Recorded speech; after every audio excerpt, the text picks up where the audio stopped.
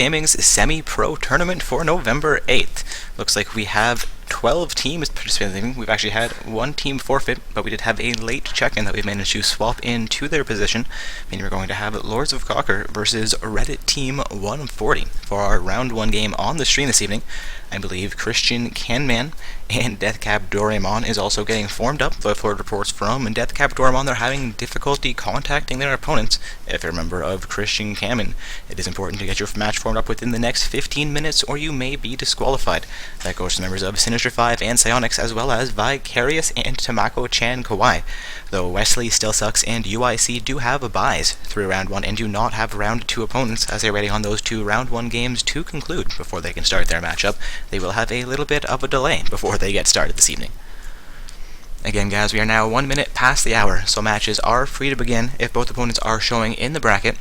They have 14 more minutes to officially begin before teams can be considered not available for the evening and disqualified from the event. Again, guys, I'm going to be streaming the Lords of Cocker versus Reddit Team 140 for our round 1 game this evening. Looks like we've got 8 summoners currently in this lobby with me. Not quite sure who's from which teams. A little bit of confusion about which sides are which. There we go, people moving around, getting themselves all sorted out. Looks like the majority of Reddit Team 140 is available, sitting on the purple side currently.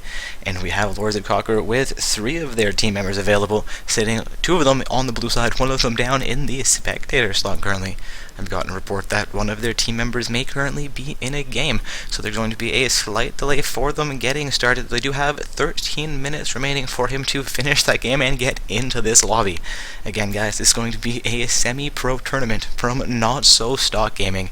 Summoners must be ranked between Gold 5 and Diamond 1 in the solo queue in order to participate, seeing 2 very strong Diamond teams coming into this round 1 game this evening.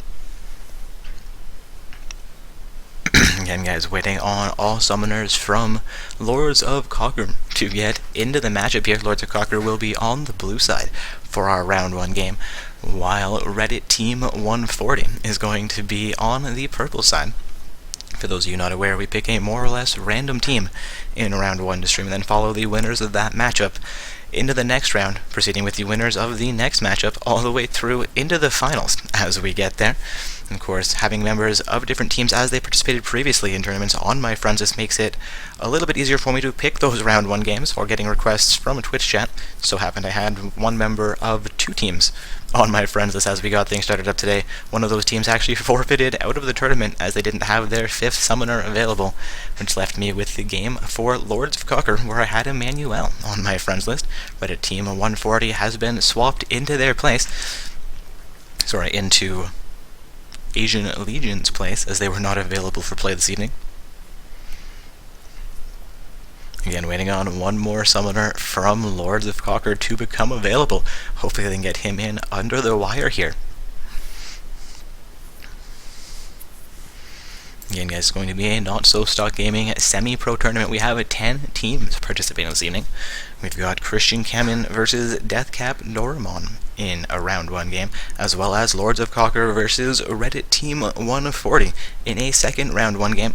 Also 2 round 2 games ready to start off right off the bat with Vicarious versus Tamako-chan Kawaii, and Sinister 5 facing off against Psionics. UIC and Wesley Still Sucks waiting for those 2 round 1 games to conclude before their round 2 game can get started. 6 teams technically with round 1 buys this evening. Again, guys, we've picked the Lords of Cocker versus Reddit Team 140 game for our round 1 game on the stream this evening. The Lords of Cocker waiting for one of their summoners to become available. A game running a little bit longer than he expected potentially.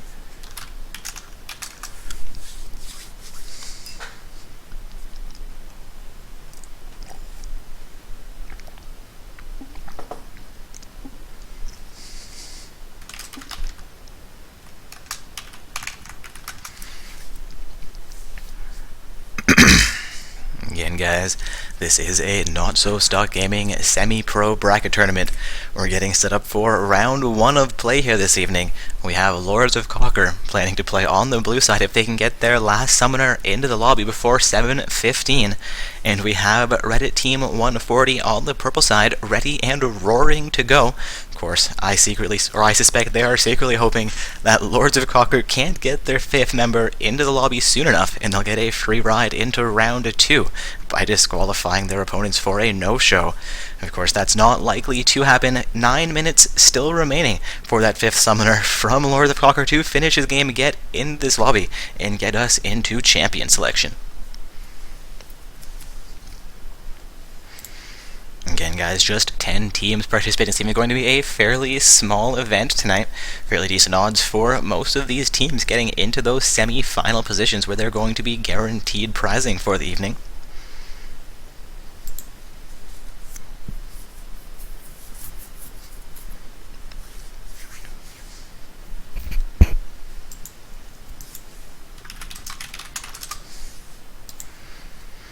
Still waiting on one more summoner here from Lords of Cocker to come into the lobby. We've chosen the Lords of Cocker versus Reddit Team 140 for our round 1 game on the stream this evening. Again, we've had reports that one summoner from Lords of Cocker is still in another game, which is extremely unfortunate for them. They do have 8 minutes remaining for him to conclude that and get the matchup started.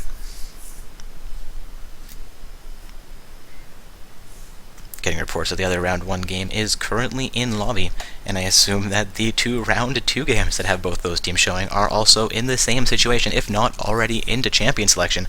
Again, the teams Vicarious and Tomeko-chan Kawaii, as well as Sinister 5 and Psyonix, are expected to be starting their games currently.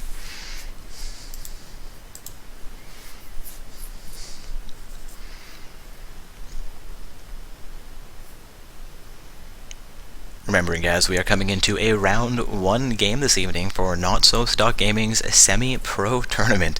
Taking a look at these team rosters, a lot of diamond-rated summoners coming into both of these round 1 games. Both of these 2 teams in our round 1 game. Of course, the tournament is open to summoners ranked anywhere between Gold 5 and Diamond 1 in the solo queue.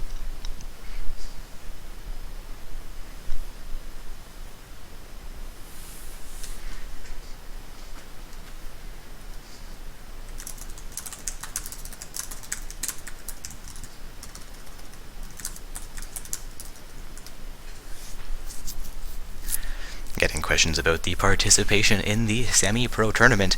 Indeed, there have been some fairly small tournaments the last few weeks.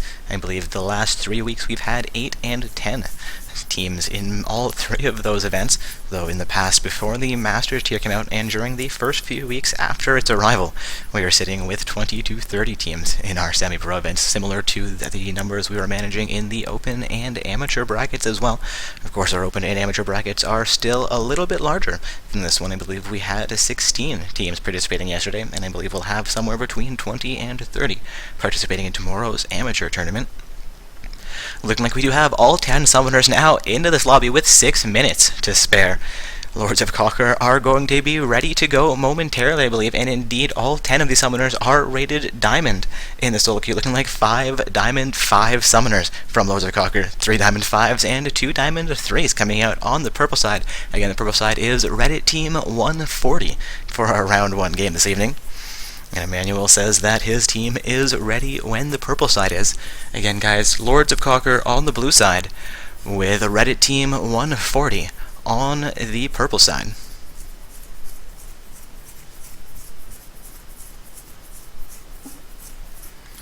Getting reports that both teams are ready. Suspect champion selection is moments away. Again, guys, it's going to be round 1 of play for Not-So-Stock Gaming's semi-pro tournament. This is actually our 2nd semi-pro event of the month. First one was on the very 1st of the month, meaning that yesterday was our first open bracket tournament, and we are going to be into champion selection here, looking to see what's going to be banned out by these 2 teams. I'm unfortunately not very familiar with the champion pools from either of these teams, though I do have members of both teams currently on my friends list. Seeing Zed almost instantly banned by Lords of Cocker, followed up by a Gnar ban, 2 very strong bans in the current meta.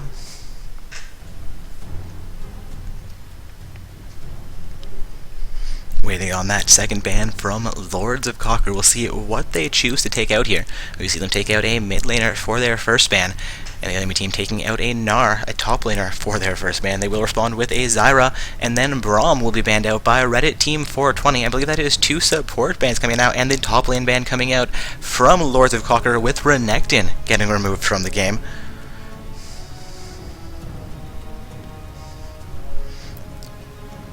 The last ban here from Reddit Team 420 will end up being Lee Sin, so we're seeing a jungle ban come out from the purple side. Both of those teams choosing very strong meta bans, though the Zyra has fallen off with the last few patches. Not quite sure if that is going to be a targeted ban this evening. Emmanuel selecting Aurelia for their top lane, showing the flash teleport. I believe Emmanuel may be taking Aurelia himself into their top lane.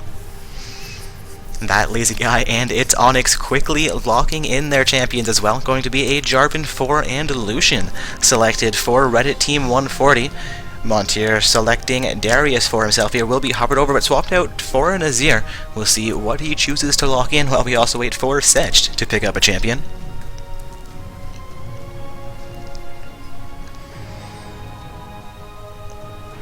Montier now hovering over Rengar, another champion with a recent visual update, and Setch will hover over Corki for himself before Udyr almost gets selected here by Montier. Again, we'll see what he chooses to lock in, giving us a show of different champion potentials. Believe this will be their jungler, now hovering over a Kha'Zix pick. 16 seconds remaining for these summoners to finalize their champion selections. Getting reports from Mudkip lol QT FTW in the Twitch chat that I may have overlooked something in this matchup, and that is that the purple side, Reddit Team 140, their third summoner's name is only Zyra. So I suspect that he is correct in saying Zyra was indeed a targeted ban in this matchup. Only Zyra now hovering over a Nami pick. Kha'Zix and Corki have been locked in for Lords of Cocker. Reddit Team 420 will finalize the Nami pick, as well as Rumble heading into the top lane. Looking for Ant and Demi to select their champions here now for Lords of Cocker. Looking for a support and mid lane pick, and will hover over Leona. Leona into Nami is not necessarily a terrible choice, so she's going to swap out for Blitzcrank, again another champion with a recent visual update. We'll see which of those she ends up selecting. I believe that is more or less a skills matchup. Nami, not one of the champions I believe to be a counter for Leona. Blitz, one of those champions that is all around strong, but at the diamond level, it is hard to land those grabs early on and capitalize on the Blitzcrank kit. And still hovering over Leona, Demi not yet showing a champion. 1 second remaining, he will lock in Orianna. Looking like Ant will also finalize the Leona pick, waiting for now I'm coming for that booty to pick up his champion. Some of the names in this matchup, also seeing solo Renekton only. The Renekton ban, also likely a targeted ban coming out from Lords of Cocker in this game. The Renekton is still fairly strong in the current, well, I guess not the current meta so much, as the meta has shifted to the AP top laners, which is a strong counter to that Renekton play.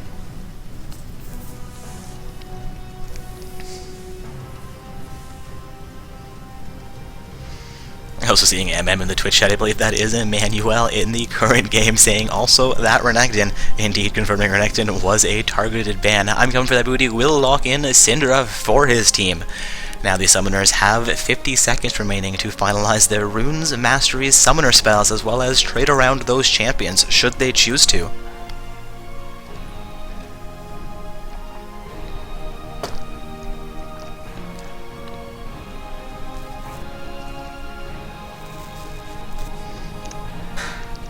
Taking a look at the two teams that have been locked in this evening, we have a Corki-Leona bottom lane pair for Lords of Cocker, which is going to be facing off against a Lucian-Nami bottom lane pair for Reddit Team 140. Both of those ADCs are top tier in the current meta. Nami, a very common support pick. Leona has always been a strong support, but is not as popular in the current meta, though still a strong support pick for their lane. We'll see how these summoners handle their laning phase. In the mid lane, we're going to have an Orianna versus a Syndra matchup. I believe Syndra has a little bit more damage, and they both have fairly strong kits as far as utility is concerned. Orianna also able to pump out huge amounts of damage. Again, another skills matchup in the mid lane. A little bit of a difference from the junglers, though. Kha'Zix, the assassin jungler, versus Jarvan 4, who's going to be looking for tank and utility for his team. In the top lane, I'm not quite sure how the Aurelia versus Rumble matchup plays out, but we're going to find out. Both of those are fairly strong champions, though Rumble does have his shortcomings. Again, guys, we are now into spectator delay, meaning that both of these teams have actually hit their load screen and potentially could be on the Rift already, Riot forcing us to wait out that 3-minute period to prevent any kind of screen peeking through the spectator mode.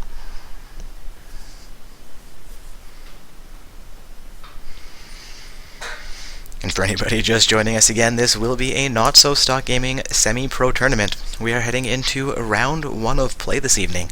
We have Lords of Cocker on the blue side, and they're facing off against Reddit Team 140 on the purple side. Looking forward to this round 1 game. Two very highly rated teams coming to this matchup. The All-Diamond 5 team from the blue side, with the All-Diamond team from the purple side as well. Looking to see how these guys handle this matchup. About a minute and a half of spectator remaining, and then we'll be into load screen ourselves, where we can get to inspect their skins and trims. Knowing they're all diamond, I suspect many of these summoners will have skins for the champions they've selected into round 1 of play this evening. Though it's always interesting to see where they've come from as far as the last season is concerned, knowing they're all currently in the diamond rank, whether they've maintained diamond ranking through the last season or increased from bronze, silver, gold, or platinum. Is always an interesting thing to see how the patches over the current season have affected your gameplay.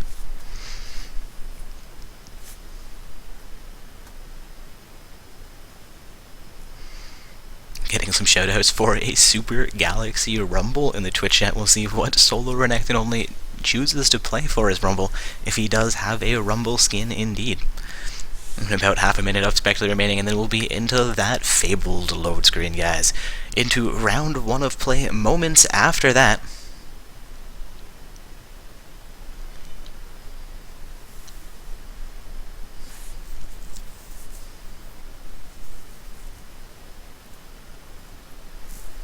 Getting a little bit of discussion about the team compositions in Twitch chat. Seeming like there's some strong opinions about the purple side having a better team fight composition. We'll see how they choose to use that. And spectator delay will finally tick down. Again, we're heading into round 1 of play here this evening. We have 10 teams participating, so only 2 round 1 games. The winners of this game will be facing off against UIC in round 2 of play. UIC having a round 1 bye this evening. Again, guys, this is round 1 of play. We have Lords of Cocker on the blue side, and we have Reddit Team 140 on the purple side, and it will be Super Galaxy Rumble coming off of Solo Renekton only. Nami and Dragon Slayer Jarvan 4, as well as Atlantean Syndra up on the side. Only Lucian without his skin. Looking like Kha'Zix is in the same position for his team. Frostblade Aurelia, Dragonwing Corki, Valkyrie Leona, and Gothic Orianna coming out from the blue side. Also seeing 3 diamond trims and 2 platinum trims from the blue side, as well as 2 diamond trims, a platinum trim, and then a gold and silver trim as well coming off of the purple team. So some of those summoners increasing their rank quite drastically throughout this season.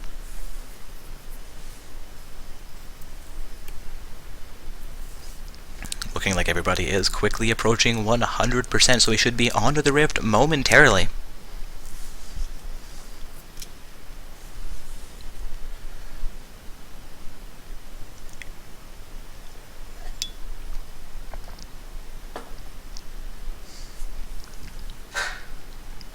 Again, looking to get into this game. Come on, load screen, show us the Rift. Alright, and here we go, about 7 seconds into the game, waiting on only Rumble to purchase his items. Seems like he has moved, and he has now purchased his item as well. Everybody will be quickly out of their bases.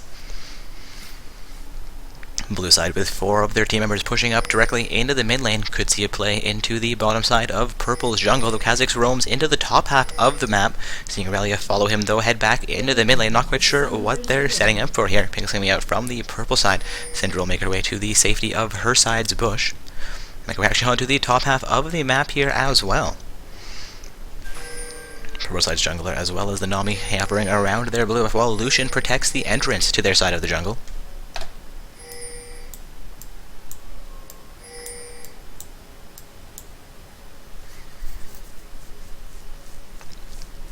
Blue side has managed 1 sight ward into the Pixie Bush, and they'll drop a sight ward into their Tri-Bush as well.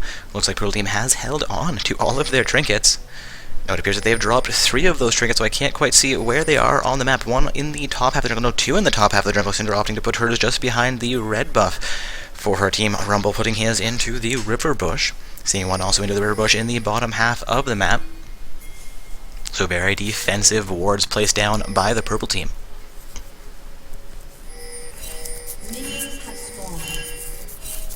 A little bit of confusion pain coming out from the blue side potentially here. Leona and Corki will set up for a leash onto Kha'Zix's red buff. Orianna hovering around the mid lane. Syndra also in the mid lane waiting for their minions to arrive. Looks like Lucian Nami will also leash for the Jarvan 4 in the bottom half of the map. Jarvan 4 opting to start with his blue, Kha'Zix with his red. Minions have arrived into the mid lane. We're going to see Syndra and Orianna begin to duke it out.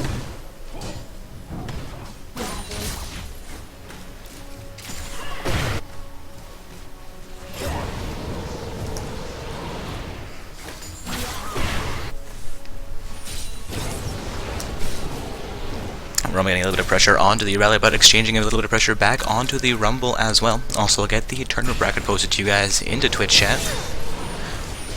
Rumble again looking for more pressure against the Aurelia. It's an auto attack onto her. Heal coming out from the Nami onto Lucian. He will remain healthy through this exchange while Corki tries to poke some damage onto him, and a stun coming out from a Syndra onto the Orianna. Orianna down to almost 200 HP after that second burst.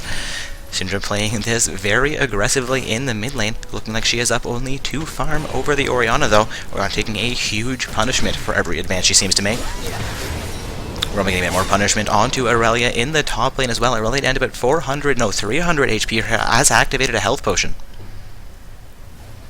Corki and Leon looking for pressure into the bottom lane. No wards in the bottom half of the map, and all trinkets looking like they're on cooldown for the purple side, though 4 of them are currently available for the blue team.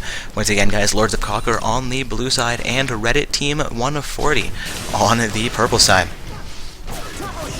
Rumble getting a little bit more pressure against Aurelia in the top lane. She is down to about 200 HP. Jarvan 4 is looking for a gank into the top lane, though with Aurelia so far onto that turret, he may have a little bit of trouble picking up that kill.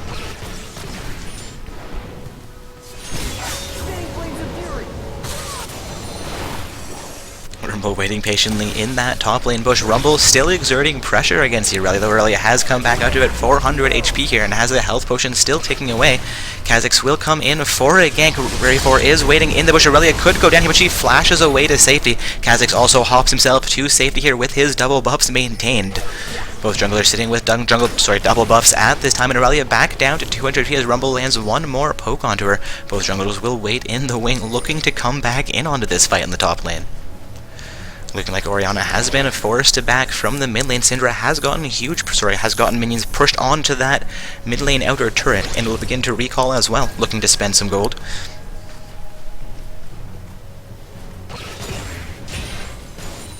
Aurelia once again regenerating back up to half of her HP after taking pressure in the top lane, doing very well maintaining her presence here.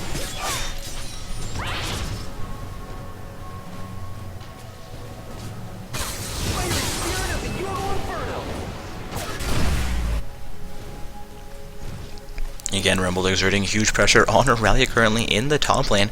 Orianna and Syndra will make their way back into the mid lane here. Looking like Syndra has an early advantage, though Orianna has just almost caught up in farm. In the bottom lane, Corki is hitting 5 farm over the Lucian as well. Looking like Leona has also handed him a little bit of additional gold. We're going to see him with actually a 40 gold deficiency under the Lucian. Not quite sure how that's playing out.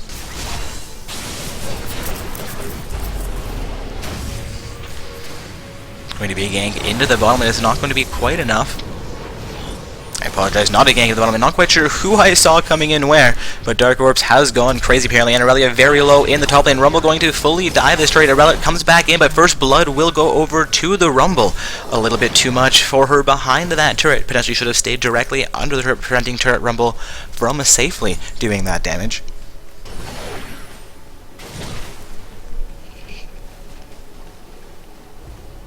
Going to be a little bit more action potentially in the bottom lane. Lucian will get a double shot onto the Leona, and Kha'Zix will potentially come in for a gank here.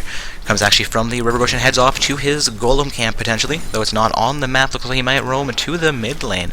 Not getting any action in the bottom lane as Lucian and Nami are on their turret currently. Poke coming in from Syndra onto Orianna. Orianna back down to half HP in the mid lane.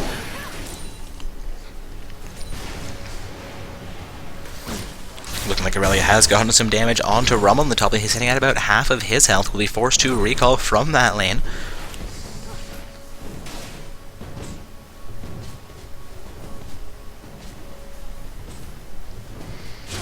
Jarvan 4 making his way into the bottom lane, catches Corki out, and Corki down to about 50 HP. His heal will come out, but will it be enough? His flash comes through, so poke him out from the Lucian, but will does not connect. Syndra roaming to the bottom lane actually backs off of that. Could have potentially picked up that Corki kill there, but Corki will get out with his life. Leona in the same situation, about 400 HP remaining. The stun comes through from the Syndra, but does not actually connect onto Orianna. The both those champions down to about half of their HP, but a health potion has been utilized by Syndra, and 4 members from Reddit Team 140 will set up for a dragon play at the 650 mark. Looking like this dragon will go down uncontested as Corki and Leona make their way back out to the bottom lane, and Orianna looks to do the same thing towards the mid lane.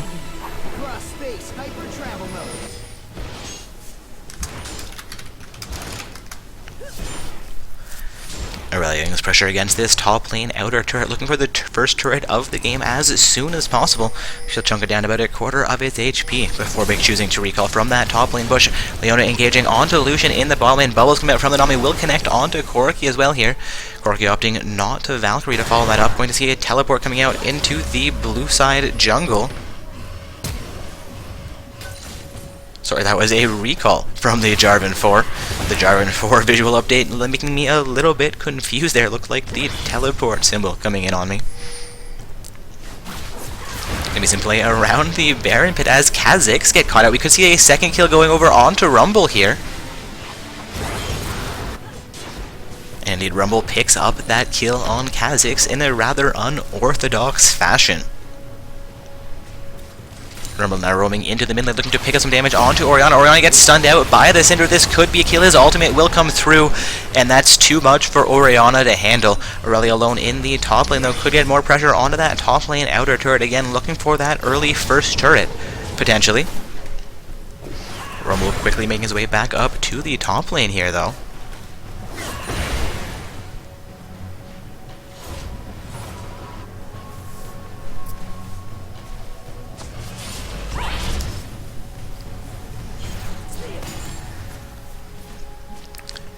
Jarvan 4 making his way up the river will get spotted out by a sight ward from the blue team. Caribou Banks coming out directly on top of that Jarvan 4. Aurelia makes her way back towards her turret, but could it be too late? The EQ combo comes out from the Jarvan 4. His ultimate will come through, gets the flash out of Aurelia. Aurelia down to about 300 HP as Rumble continues the engagement. Rumble chooses to fall off as Aurelia gets back to her turret. Lucian coming in onto Corki. Corki down to about 800 HP there. Chunked down about 300 HP from the double shot and poke of Lucian.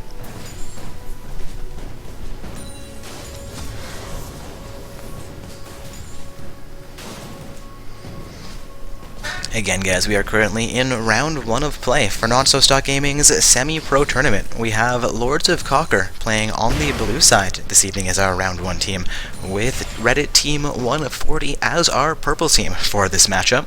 Currently seeing Reddit Team 140 with a 3-0 kill score. At the almost 10-minute mark here, we have no turrets currently off of the map, and a nice stun comes out from the Syndra onto Orianna in her jungle. Currently seeing a 2,000 gold lead for the purple side, and Lucian will engage onto Corki, but Leona counter-engages back onto Lucian. Could potentially be overextending here. The culling comes out from Lucian, but will not be angled correctly to take down the Corki.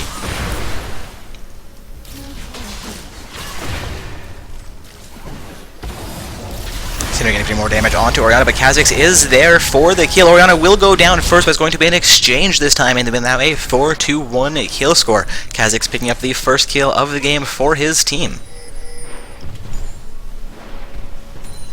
Corki and Leona looking to reset the bottom lane. Nami and Lucian will exert a little bit more pressure as minions get there, looking for pressure against that. Torb and Jarvan also heading into the bottom lane here. We'll see if he gets spotted out or can be successful locking down either Corki or Leona, picking up another kill for their team. Kha'Zix looking to pick up his golems. Would be smart to roam into the bottom lane as well fairly quickly. As he more pressure onto Aurelia in the top lane. This could be trouble as Rumble is very strong right now. The ultimate comes out from the Rumble, getting fairly low, but he comes back up to 300 HP as he finishes off Aurelia. He's going to see a 5-1 kill score here. Bubbles not quite connecting onto Corki from the Nami. Nami back down to about half HP here. Heal will come out, getting a little bit of damage onto the Leona. Jarvan 4 is waiting in the wing, trying to pick off a kill here. This is a long time for the Jarvan 4 to wait. He will back off of that gank in the bottom lane. Going to see him engage onto his white camp, I believe, look to reposition into that bottom lane, so or roam into the mid lane here. Rumble doing very, very well on his own in the top lane, though he has been assisted by 1 or 2 ganks so far from the Jarvan 4.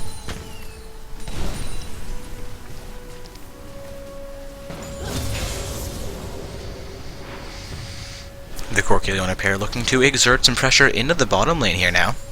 Seeing Corki actually, even with the Lucian, probably doing the best on his team so far. Aurelia actually, even with Rumble in the top lane as well, has a 6 farm advantage, though he is 3-0 at this time, while she is 0-2, looking like he has roughly a 1,000 gold advantage over her. And of course, some of that is the early dragon gold that the purple side would have picked up.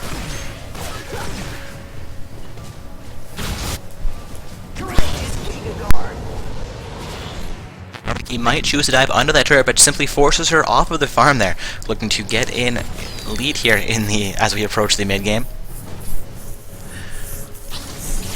Really maintaining her presence in the top lane despite being very low and bullied very hard by that Rumble. We're going to see another sting come out from the Syndra onto Orianna, and Rumble re-engaging onto Orianna will take a turret hit for it, though she goes down to about 300 HP. I believe she will choose to recall from this Tribush. Rumble's going to be able to get a little bit of pressure against that top lane outer turret. Of course, with the turret sitting just below a quarter of HP, we may see the first turret going down here in the top lane. Indeed, Rumble is successful taking down that top lane outer turret for his team, now seeing roughly a 3,000 gold advantage for Reddit Team 140, an 18k to 15k gold score. They're up 5 kills to 1, and 1 turret to 0. Syndra going to engage fairly heavily onto Orianna, but Kha'Zix is here once again. We'll see if Syndra can finish off the Orianna before she goes down, but the Syndra will go down. Ignite still ticking away on the Orianna, but the shield is enough to keep her alive until Rumble comes in and drops a nicely timed ultimate to make that another exchange in the mid lane. Both kills for this Kha'Zix coming at a cost. Rumble getting onto Kha'Zix under that mid lane outer turret, takes 2 turret hits before thinking better of it.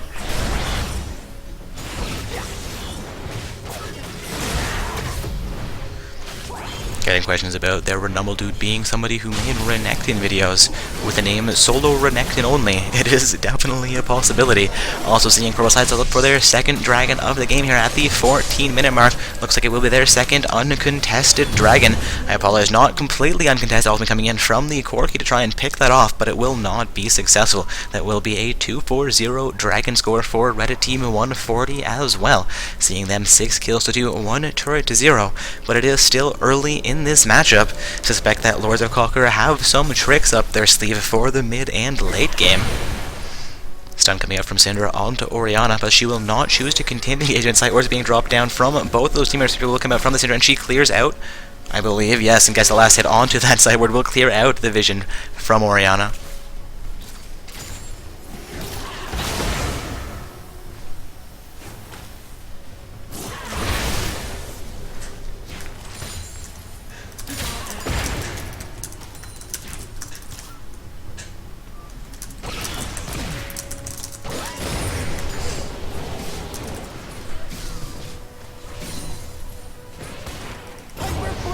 Rumble looking for more pressure here, but Kha'Zix is into the top lane. Potentially Aurelia and Kha'Zix could be too much for the Rumble to handle, even though he is fairly fed at this time. His ultimate will come out. Kha'Zix getting very, very low.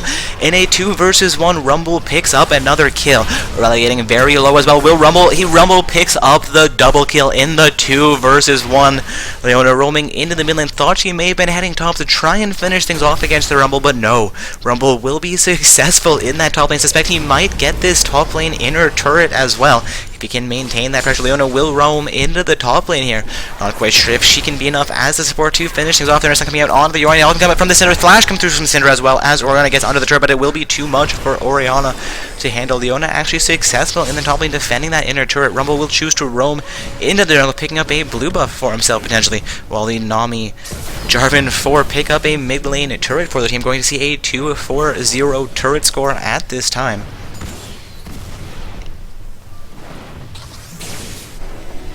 Lucian and Corki duking it out in the bottom lane. Nami will get back to the bottom lane before Leona, but Leona is not far behind. Rumble extremely low in the jungle. Will go down to the Kha'Zix. Kha'Zix picking up his 3rd kill of the game, and that one's going to get him 500 gold. Leona into the bottom here, gets caught out by the bubbles. A double shot coming from Lucian. She's down to half HP after that burst.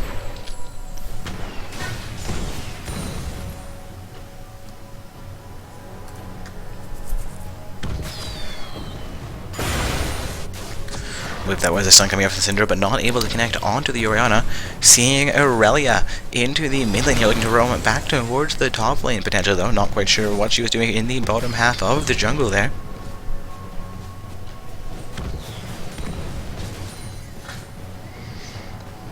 Looking like Corki is maintaining his CS score with the Lucian in the bottom lane, doing very well for his team so far. Both bottom lane pairs sitting 0-0-0 on both of those summoners. The Lucian does have roughly a 500 gold advantage over the Corki. That's going to be action in the mid lane though, as Ignite comes in onto the Orianna after the Syndra all comes through. Not quite enough to finish Orianna off. Kha'Zix and Jarvan 4 both into the mid lane now, with Orianna having about 300 HP. I apologize, not Jarvan 4, but Rumble into the mid lane, and Orianna will go down to the Rumble ultimate. Jarvan 4 is in the bottom lane, however, and not yet spotted out by that sight ward. Nami looking for a sweeper into this bush, potentially would be a great play, but does not throw the sweeper. Jarvan 4 will be spotted out if he advances into the second bush. Leona looking for a play against Lucian. Her ultimate will come through. Kha'Zix coming into the bottom lane. Jarvan 4 will EQ combo in, but Lucian is down to about 300 HP. He uses his heal, but he goes down despite that Corki picking up the first kill in this fight. Kha'Zix looking to hop away to safety. Corki down about 300 HP as well, while Leona remains with half of her HP. Jarvan 4 with half his HP, while Nami is fairly healthy. Nami looking to continue this fight onto the Leona, but all 3 of those blue team members will effect their escapes and begin to recall safely from behind that bottom lane outer turret.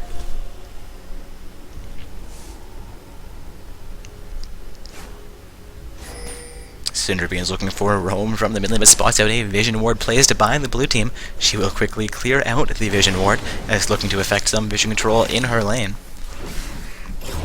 Makes her way to the blue buff, which Jarvan 4 has initiated on. Going to see blue handing over onto the purple team mid laner. Again, guys, this is Lords of Cocker on the blue side with Reddit team 140. On the purple side, currently a 6,000 gold advantage for Reddit team 140. Dragon coming out in a minute and a half. We see Syndra in the Dragon Pit. She comes out and catches out the Leona. Nami also there to assist her.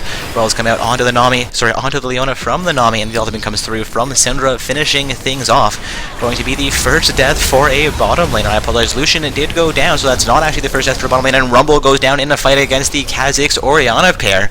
A pair being too much for Rumble this time, though he is 7-2, still doing very, very well for his team. Slowly getting shut down by the blue side. We'll see if they can look to come back into this, as we are now into the mid lane, and Kha'Zix is doing fairly well for himself. Lucian Nami can pick up this bottom lane turret. That will be the 3rd turret of the game going down. We're now seeing Lords of Cocker with none of their outer turrets remaining, while Reddit team 140 has all of their turrets on the map.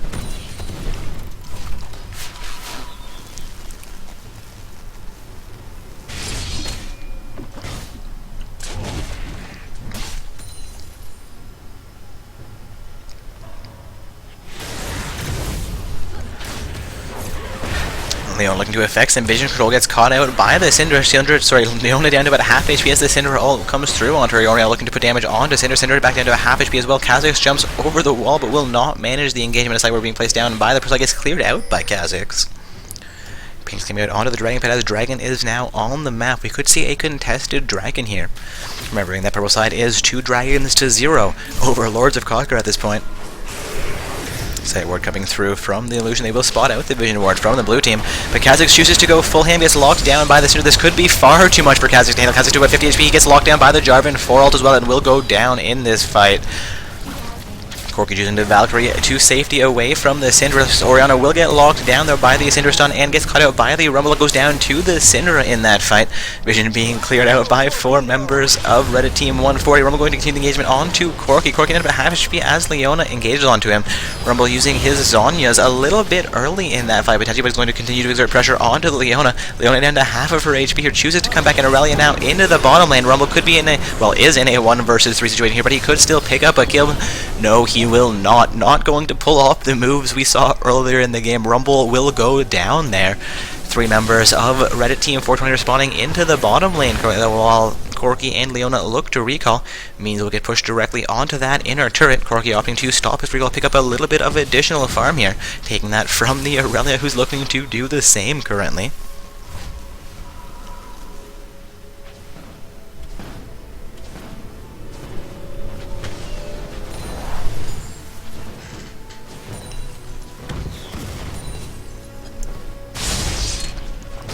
Corki in the bottom lane relieving a little bit of pressure there. We're seeing Lucian head up towards the top lane. Looks like he's going to be going for a red buff, taking that from the Jarvan 4 who's just initiated it. Oriana also clearing out a little bit of vision control from their opponent, taking down the side ward on their blue buff. Indeed, the Rev will go over to the Lucian. Jarvan 4 already having one from the blue side of the map potentially.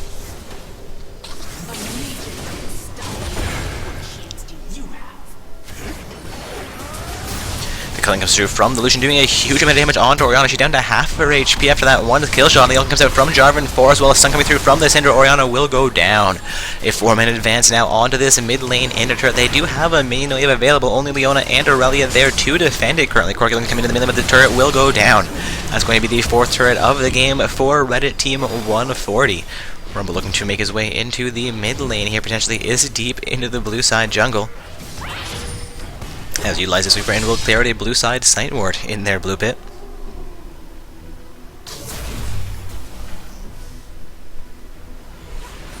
All 5 members of Reddit Team 140 now into the top lane, looking to exert pressure against that top lane inner turret. We are seeing Aurelia and Kha'Zix in range to defend it. Leona and Corki making their way up, as well as the Oriana coming into range. This turret does have most of his HP. No, it's down to half HP almost instantly from 3 hits. We're seeing it down to a quarter HP, down to nothing. The turret will go down. Rumble continues engaging here. Aurelia has been slowed down. Her ultimate, Rumble's ultimate will come out, and Aurelia quickly goes down as Syndra finishes things off. Reddit Team 140 looking for a play there, but they get caught out. 4 of their members from the Oriana ult. Nami will go down to the Corki, looking for more kills for the blue side. Leona picking up a double kill. Corki picking up a double kill as well. Only Lucian left alive from Reddit Team 140. What a turnaround in that fight. Now a 15-10 kill score. Lords of Conquer has picked up a little bit of their kill disadvantage there, but they are still down about 8,000 gold at this time. Lucian will get caught out by Leona. A stun and then a snare coming through. Corki comes in for the ace. Just as Nami comes back up, that's a perfectly timed ace. Looks like they will initiate onto Baron here. The Oriana is into the mid lane currently. Will Kha'Zix, Corki, and Leona be enough? Aurelia will teleport up to the Baron pit with the Aurelia. I believe that will be enough, though Nami and Syndra are looking to head towards that Baron pit to contest. Leona getting very, very low here. Baron down to half of his HP. Nami is going to be in range about 5 seconds. Baron to a quarter of its HP. I don't think Nami by herself can manage a steal, though potentially. No, the Baron will go down to Lords of Conquer. Nami looking for an engagement here. An ultimate could catch out 5 team members. Rebels catches out just the Leona. Kha'Zix looking to come back into this. The J4 will lance over the wall. Ultimate comes out onto Leona. Leona down to 200 feet. Chooses to counter engage back onto Jarvan 4. Heal comes out from somebody there. Jarvan 4 will go down. That is very, very well played by Lords of Cocker. The 5-man advance against Jarvan 4, who overextended there. Rumble are looking for a huge play against 3 members now of Lords of Cocker, and I believe Rumble is just fed enough, and they are just low enough that it could have worked, but they will get to safety fairly quickly. Going to be a great play for Lords of Cocker. All 5 of their team members remaining with the Baron buff, despite getting very, very low when Reddit Team 140 looked to come in and take it away from them.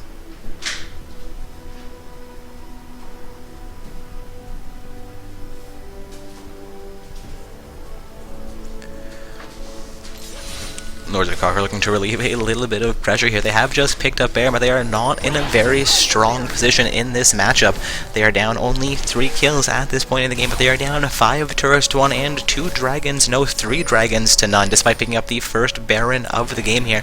They are still down about 5,000 gold. Looking at how they've closed that from a 10,000 gold deficiency, so they've come up a huge way, or made a huge change in the situation, looking to come back into this matchup. They are still a little bit behind, looking to farm out in their lanes, get pressure relieved from those lanes before they decide to make a play here. Hopefully for them, at least, before Baron does tick down, so they still have that Baron buff advantage against their opponents. Rumble looking to catch Aurelia out despite her being empowered here. He is 7-4 and she is 1-4, meaning that he does definitely have a gold and itemization advantage here over the Aurelia. Seeing Aurelia with the Triforce and a Giant's Belt, as well as 2 Dorian's Blades and a small Magic Resist item. Rumble has completed both his Zhonya's Hourglass and Lyssandra's something or other, the mask. Let's see if I can hover over it and get the name. Indeed I can. Leandra's Torment, I apologize, has his 2nd level boots as well to Aurelia's 1st level boost, but a pause has come out here, looking to see what the cause was. Leona needs to BRB apparently, so it's not a disconnect, it's not lag, there was no team fight going on, so it is a valid time to pause. Leona needing a quick break here from the matchup.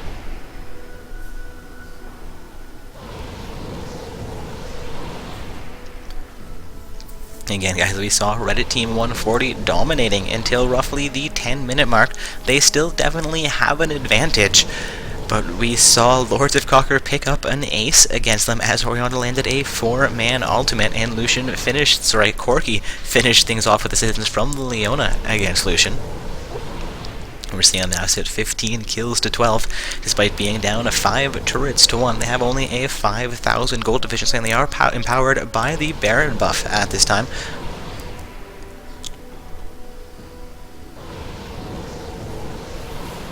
Getting a request that I replay the ace while we're paused. Let's see if we can find where this happened.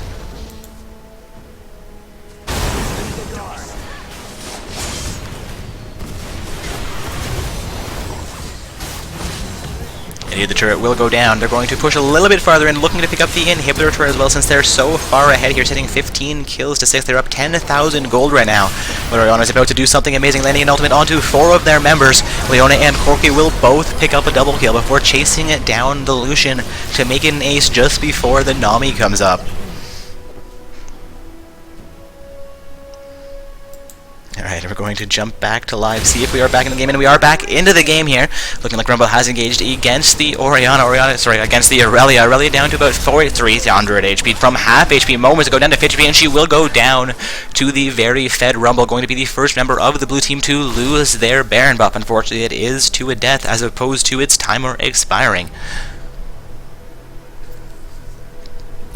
Red team waiting the 12 seconds for Dragon to come up, seeing Jarvan force it in the center of the Dragon Pit while Nami and Lucian wait in the wings. Going to be their 4th Dragon of the game should they take this uncontested.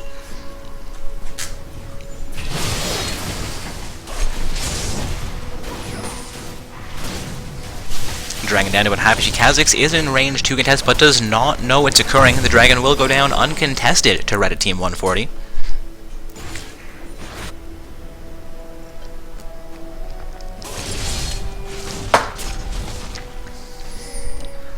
Pink from the blue side onto the Dragon Pit, but Dragon has already gone down. That is going to be an unfortunate time for them.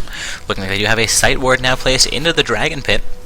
I believe that was Leona signaling potentially that Dragon had already been taken. Seeing 4 members of Lords of Conquer set up into the mid lane, Corki has backed here. They're going to need to wait for him to make any kind of hard engagement. There are only 2 members of Red Team 140 in the mid lane. We're going to see Lords of Conquer back off of that advancement. Looking like roughly 80% of the Baron buff has already expired from Lords of Conquer. They're going to be non-Baron empowered fairly shortly, despite only losing Aurelia so far.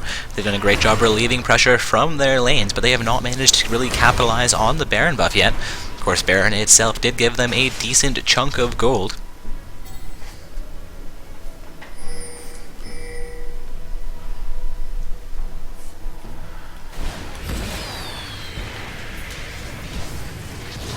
Teleport will come into that mid lane inhibitor turret from the purple side. I believe that was Rumble teleporting in. Indeed, Rumble, the only member of the purple side with a teleport at this time. Syndra also in the main looking to chase down those members of Lords of Conquer.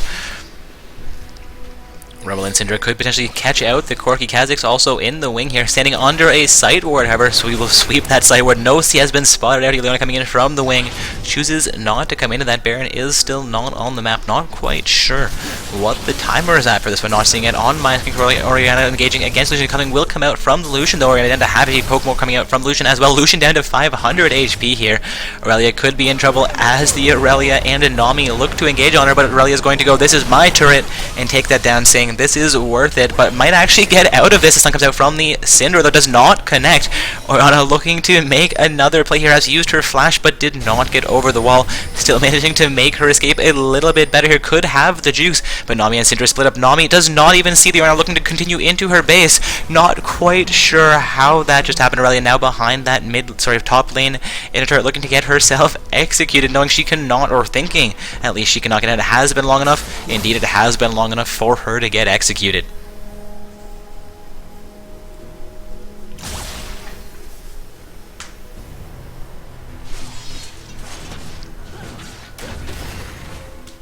Leona Corki and the Orianna clearing out a little bit of vision control from their opponents, taking down a sight ward in their Tribush.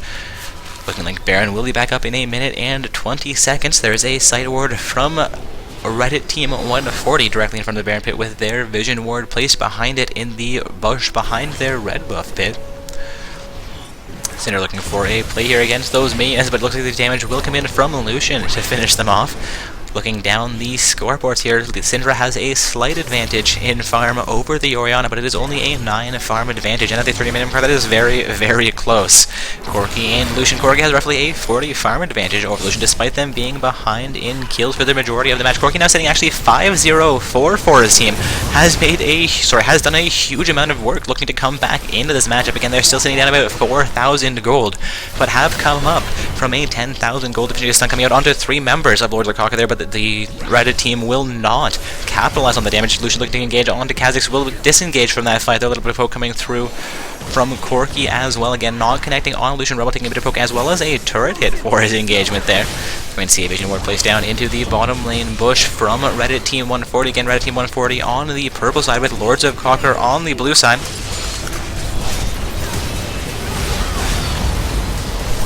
Going to see a huge team fight ensue here. That turret is going to be completely ignored. Looks like Orianna will be the first one, and Jarvan 4 also going down there.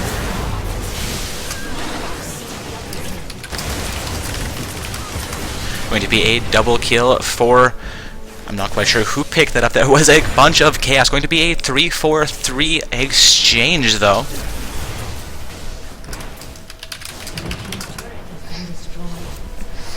By that being a 3-4-3 exchange, we're going to see the purple side pick up another turret for themselves.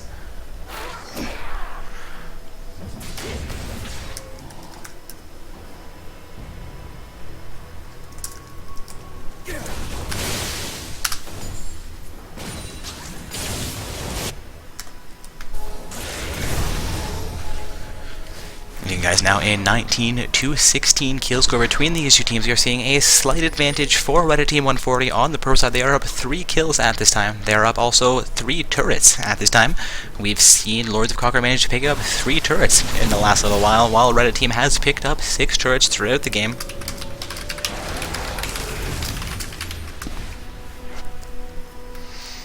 Also, I've received our first win report. Make that 2 win reports that coming in, looking like Varkarius and Psionics have won a round 1, if not round 2 game. Those were both actually round 2 games, those teams having buys through round 1. So there's going to be our first semi-finalists qualified this evening. So Vicarious and Psionics moving into the semi-finals will have a bit of a delay while they wait for the round 1 teams to finish off and play their round 2 games.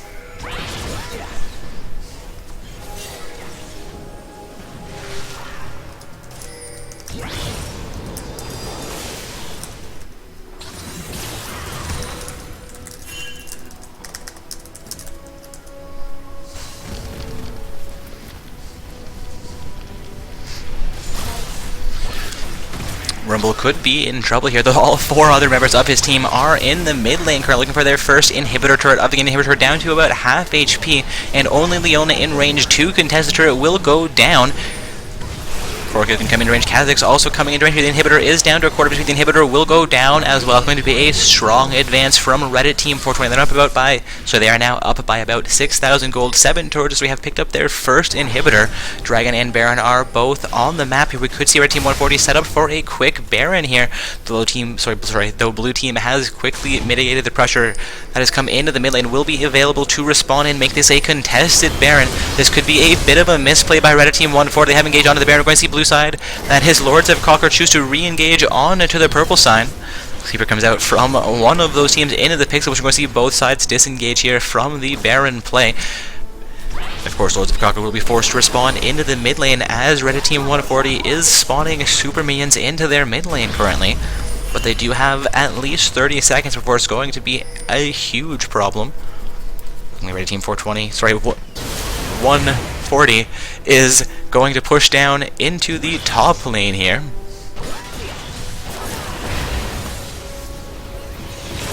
Ultimate coming out from the Rumble, connecting onto 4 summoners from Lords of Conquer. But Team 140 will get additional pressure against this top lane inhibitor turret. The inhibitor turret takes about half of its HP and damage from that minion wave, as well as a few auto attacks from those summoners.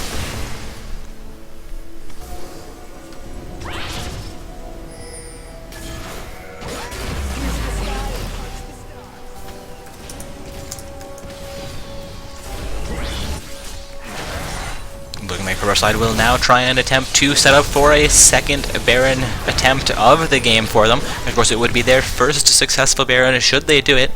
Lords of Conquer will again respond and make this a contested Baron, but the Baron is down to half of his HP, almost a quarter. Culling comes out from Lucian, catching out the Kha'Zix as well as the, I believe that is the the Aurelia, taking a huge amount of damage. Baron will go down to the purple side. This could be the end for Lords of Conquer.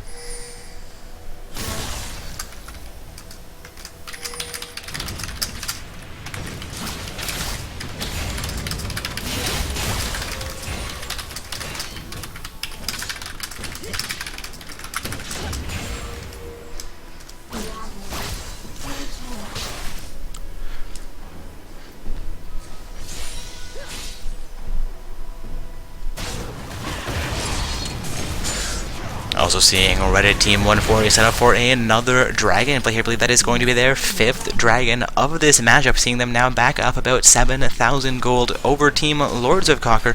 Blue flipper side is empowered by a Baron buff. At this time, they're about 7,000 gold, 7 turrets to 3, 19 kills to 16. They also have 5 Dragons, I believe, to 0.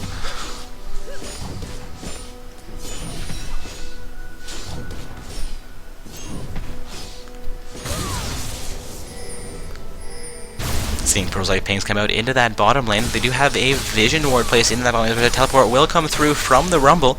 She's going to be behind the Aurelia and Aurelia, Lucian? No, Corki. Aurelia will go down. That's all that really matters in that fight. It was Aurelia and Corki that could have been caught out there. Not quite sure what I was thinking, just couldn't see him under the other icons there, but Aurelia was the one they chose to lock down. They're going to be a 4 versus 5 played here in the bottom lane as Reddit Team 140 looks to pick up their second inhibitor turret of the game.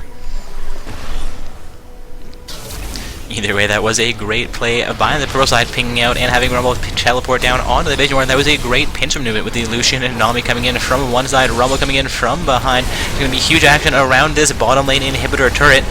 Ultimate will come out from the Nami Aurelia. has gone down, but that was in the previous fight, so all 4 summoners who were available to contest are still available to contest, but Corki has gotten very low. Leona will go down here as well. Lucian picking up a kill for his team. The turret has gone down, and the inhibitor will go down as well. Kaz is looking to be a bit of a distraction, looking to pick up some damage against the purple side here. Will not be overly successful. The ultimate coming out from the Lucian. It's going to be a kill onto Orianna, actually, for the Rumble, though. Rumble down to just below half of his HP. Lucian getting fairly low as well here. Going to see Jarvan 4 go a little bit ham onto Orianna under those Nexus turrets. Going to see the mid lane inhibitor go down once again here. There are super minions in the blue side base. All 5 members of the purple team still available and sieging against these turrets, looking for kills against these blue team members. Jarvan 4 could be in trouble here, but Aurelia will go down. Indeed, Rumble will go down as well. Syndra could have bitten off more than can shoot with those turrets, and she does go down, but both turrets have gone down. We have Jarvan 4, Nami, and Lucian hammering away on the Nexus. Only Kha'Zix there to defend, and this will be the game for Reddit Team 140. Congratulations, guys. Moving on into round 2, the quarterfinals of play, going to be playing against UIC.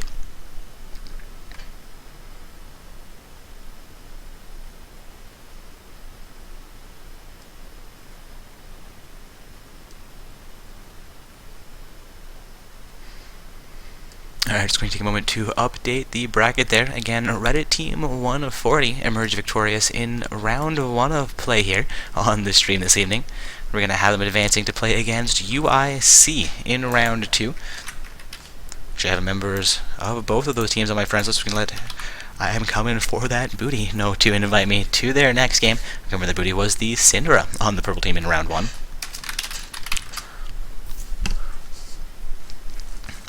Again, guys, that was round 1 of play. We had Lords of Conquer on the blue side, with Reddit Team 140 on the purple side. Reddit Team 140 did emerge victorious in that matchup, and they're heading on to play against UIC.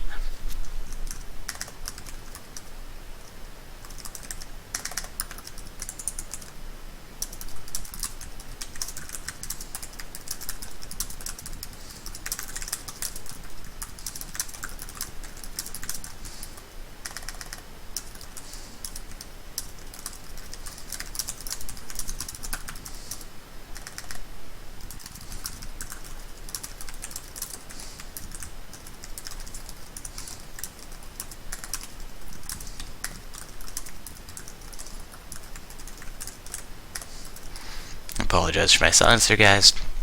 Had an email about an admin issue, someone trying to field a summoner that was not on their team list. I believe that was likely the reason for Batman plus Robin contacting me saying, "Hey, Dark, you forgot to update our roster." They did email us a few days ago, apparently, about roster changes. And we do allow roster changes for you guys. You just have to let us know you need them, and we do our best to get those effected in a timely manner. Oh, looks like I do have that invite. Do apologize, guys. They were just waiting on me. Oh, nope, they still have a few more summoners to come into this lobby. Looking like they're actually in the spectator slot with me, so I believe we do have all 10 members here. If my math is not completely crazy, indeed, there are 10 summoners in this lobby with me. We are heading into round 2 of play, the quarterfinals of play for the evening. We have UIC on the blue side and Reddit Team 140 on the purple side. It's going to be their second game on the purple side this evening, and UIC's first game of the tournament. The winners of this matchup will be moving on to face off against Psionics in the semi-finals tonight. Also, the winners of this matchup will be guaranteed some form of RP prizing, while the losers will be going home, unfortunately, with nothing. Again, for anyone who does not know, we do have a 40,000 RP prize package, as well as 5 Trumpet Rise skins to give away to our victors for the evening. The first place team goes with 3,200 RP and a Triumphant Rise skin for each of their final 5 summoners, while the second place team gets 2,400 RP for each of their final 5 summoners. Third and fourth go home with 16 and 800 RP respectively. Again, that is for each of their final 5 participating summoners. Again, we are in round 2, that is the quarterfinals of play, so the winners will be moving on into the semi-finals, where they will be one of the final 4 teams remaining. So good luck to both of these teams. Unfortunately, only one can emerge victorious.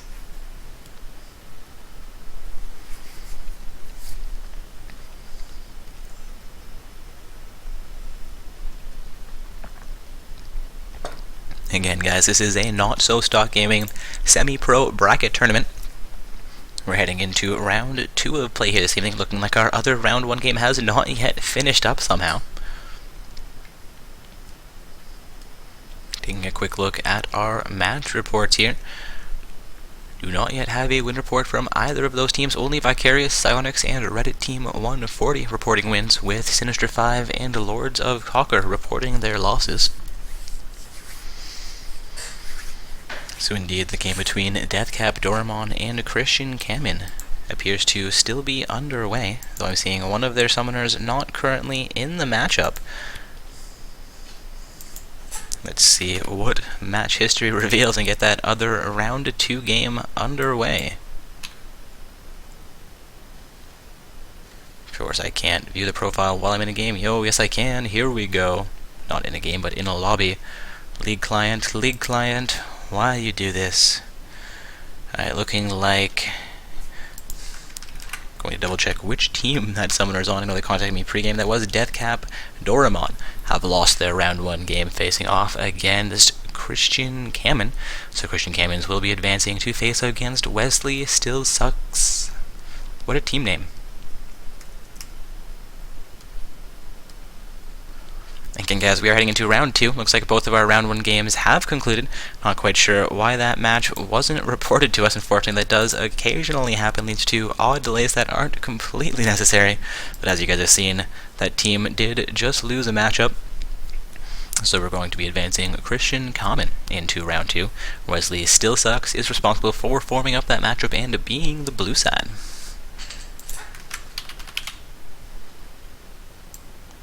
Going to add a member here of Christian Kamin and ensure that they are aware they need to report their victories after their tournament games. Again, guys, heading into round 2 of play here. The teams in the matchup currently are UIC and Reddit Team 140. Both teams not quite ready to play yet. Reddit Team 140 having just concluded their round 1 game. UIC having a round 1 bye, have been waiting roughly an hour for their matchup to start. But seeing both teams now ready, we'll be into champion selection.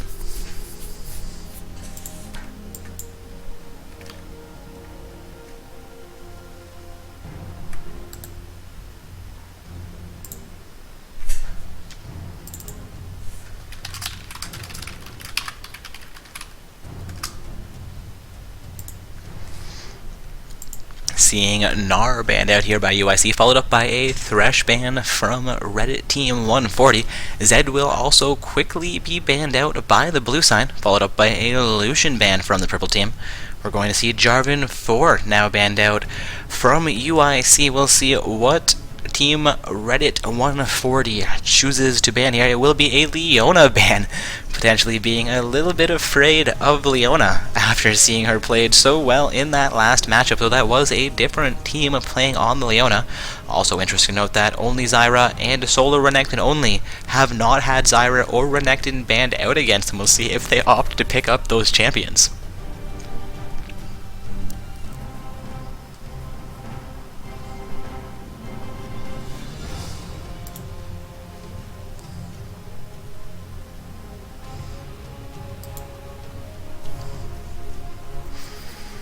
Seeing Lee Sin locked in by Ethos here. He is showing a teleport flash. Not quite sure if that would be a Lee Sin top lane or simply Lee Sin jungle being locked in by a different summoner than their jungler. Remembering, folks, that champions can be traded around once everybody has locked in their champions.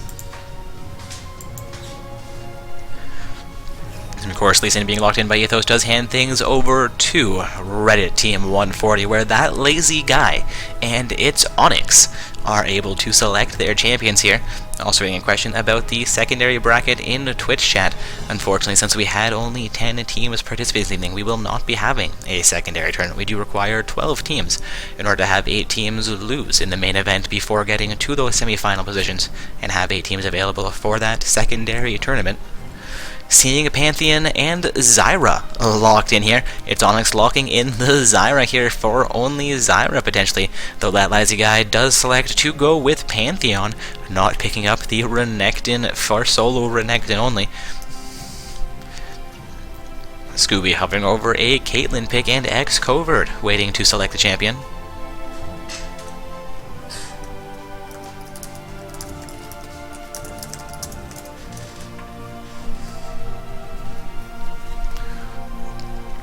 like X-Covert could select Soraka. The Caitlyn and Soraka will both get locked in here. Soraka showing a Smite Flash. Suspect will be traded off to that Lee Sin from that summoner.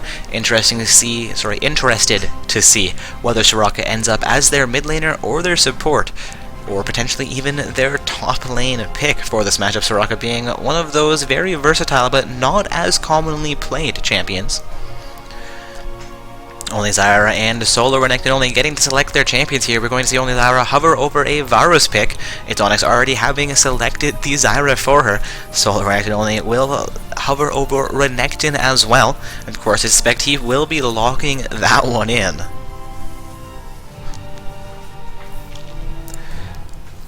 Again, guys, we have UIC on the blue side for this matchup, and we have Reddit Team 140 on the purple side. Solo Renekton only swapping out for a Ryze pick here. What have we just seen? The Ryze will get locked in. The name is a lie. Hyakuos quickly locking in Syndra for his team, and Jessie looks like she's going to pick up an Aurelia.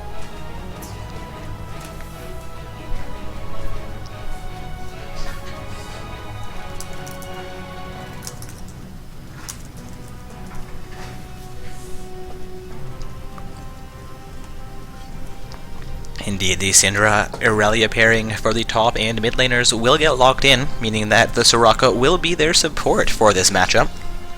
At least I suspect that is how they're going to play that one through.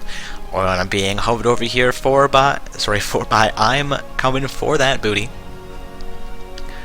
I believe we had him play Syndra in the last matchup, which has now been taken away from him. He played against an Orianna, so he showed Orianna first, knowing Orianna is a strong champion. But he swapped out now for a Serath and then a Jace pick. We'll see what he chooses into this mid lane. Also having reports that the cake is a lie from Twitch chat. Indeed, the cake is a lie. Everybody pull out your portal guns.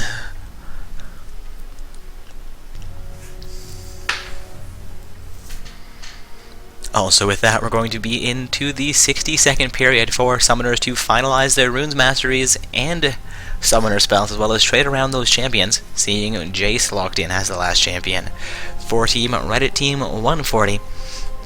Also, as I say that, we will have a 3-minute Spectre delay following this period, so I'm going to take a quick break, unfortunately, leave you guys in silence, but as we get into load screen and back onto the Rift, I will be returning to shoutcast the quarterfinals matchup, again, round 2 of play, which is going to be between Team UIC on the blue side and Reddit Team 140 on the purple side.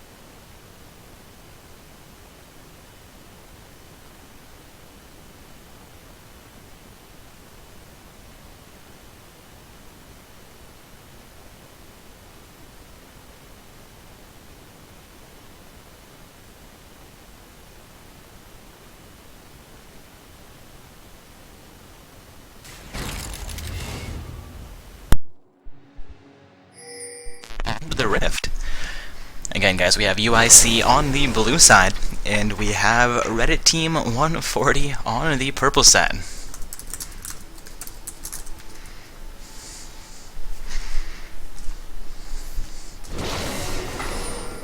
Looking like Reddit Team 140 is setting up for an early invade here. Rise has been spotted out. Syndra will get spotted out as well. She drops a sight ward with her trinket. A second blue trinket will be utilized. Purple side has maintained all of their trinkets so far.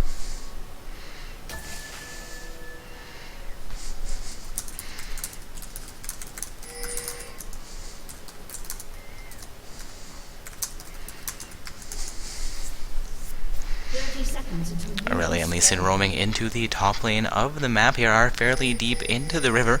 Looking like they might go for an invade, but they will back off onto their side of the map here. Caitlyn and Soraka also positioned very, very safely on the bottom of the map. Lee Sin will roam back towards the bottom side buff here, seeing him set up for his red buff where he will have both Caitlyn and Soraka available to leash for him. Also seeing the Pantheon do the same thing in the bottom lane, for the purple side. Though he's been sitting in that bush for quite some time, starting in the bottom half of the map does give him both of those summoners to leash for him.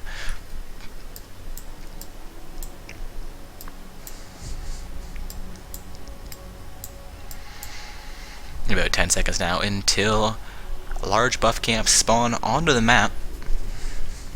Again, seeing both junglers opt to start in the bottom half of the jungle.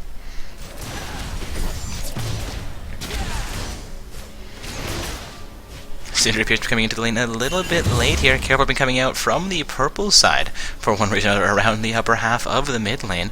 Caitlyn and Soraka will make their way into lane a little bit before, at the same time as the Varus-Zyra pairing. Rise getting a poke onto Aurelia fairly early. Aurelia down to half HP already after that burst.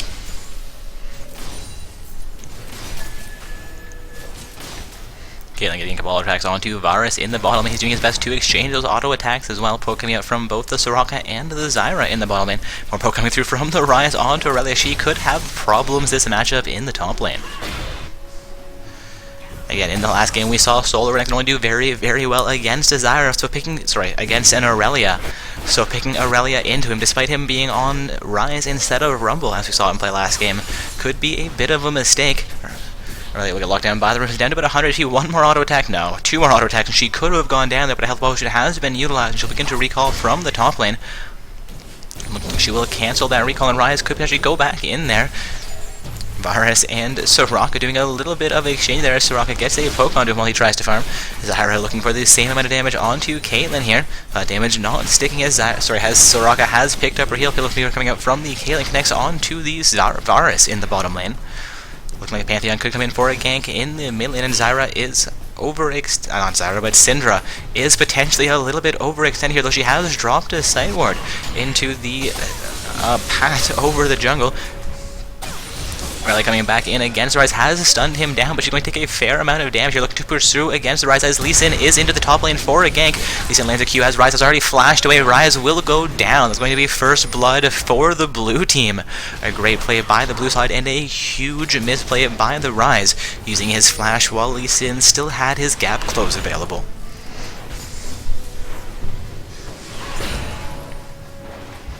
Teleport now coming out from Rise back into the top lane. We're seeing him luckily a 5 of farm deficiency under Aurelia, despite being able to punish her very effectively at this early point in the game. Aurelia looking to come back in onto Rise. Rise chunked down to half HP already. Will turn around and burst back down onto Aurelia, but it's going to be forced nearly out of his lane. He's going to get a little bit more damage after both those summoners are fairly low here. Rise has utilized a health potion. They're both going to sit at around 400 HP, and Aurelia will begin to recall from the top lane. Pantheon waiting in the wing in the middle lane. It appears that Syndra has not yet spotted him out. There is not a ward in that bush. Pantheon has just leveled up from the minion kills by Jace. Pantheon waiting for Syndra to get a little bit farther up in the lane. Jace not letting her advance the way that Pantheon wants him to. Pantheon will actually come off of that gank, making his way back into the jungle. Actually into the bottom lane as Zyra just misses Strangled Thorns against Caitlyn. Lee Sin looking to roam into the mid lane as well here. I believe he is also not yet spotted out by a ward. Jace pushed up a little bit farther than the Syndra was. Pantheon also coming back into the mid lane now. Going to wrap around the long way, no, go for a gank into the top lane, knowing that Tribush was going to be ganked from Lee Sin into lane. Jace down to just below half HP. And Panther will make his way up to the top lane, as we were seeing earlier. He will connect onto the Aurelia here, but the camera will not head up. Going to see Caitlyn and Soraka take a little bit of pressure there from the main, potentially. Just saw them backing off of that way, potentially not knowing where their opponents were. Zyra and Varus looking for additional poke here. Poke comes out from the Caitlyn and does not connect.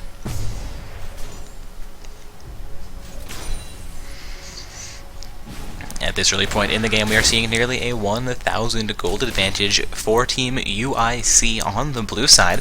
They have they have picked up first blood for their team, handing 1 assist on the only kill onto Lee Sin, as well as they are managing to outfarm most of their laning opponents, aside from Ryze in the top lane, who is doing fairly well against Aurelia despite giving up first blood. Seeing Pantheon up into the top lane, another gank coming in against the Aurelia, potentially Lee Sin recalling from that bottom lane river bush.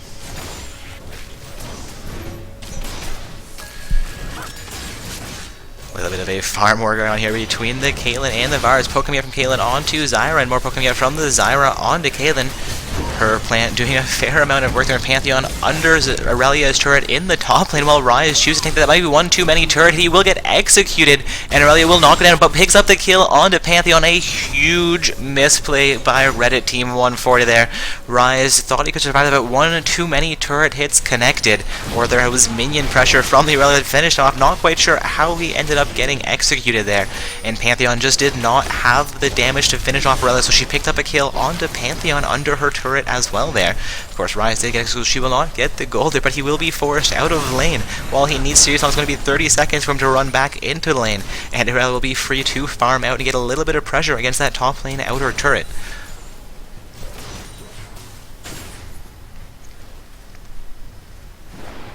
Of course, that is a very, very small amount of pressure against the top laner turret, as she chooses to recall after pushing minion wave to it, and Ryze will get into lane as the minion wave gets to the turret.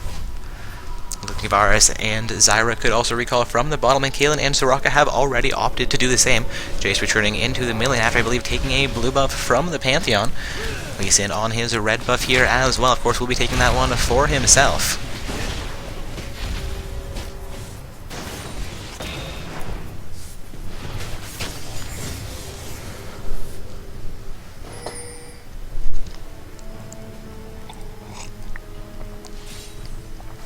Aurelia opting to recall after pushing minions to Ryze's top lane outer turret has allowed him to catch up and actually get a slight farm advantage over her. Taking a look at the current gold score, so she is up 400 gold, sitting with 1 kill and an assist, while Ryze has only 2 deaths on his kill score.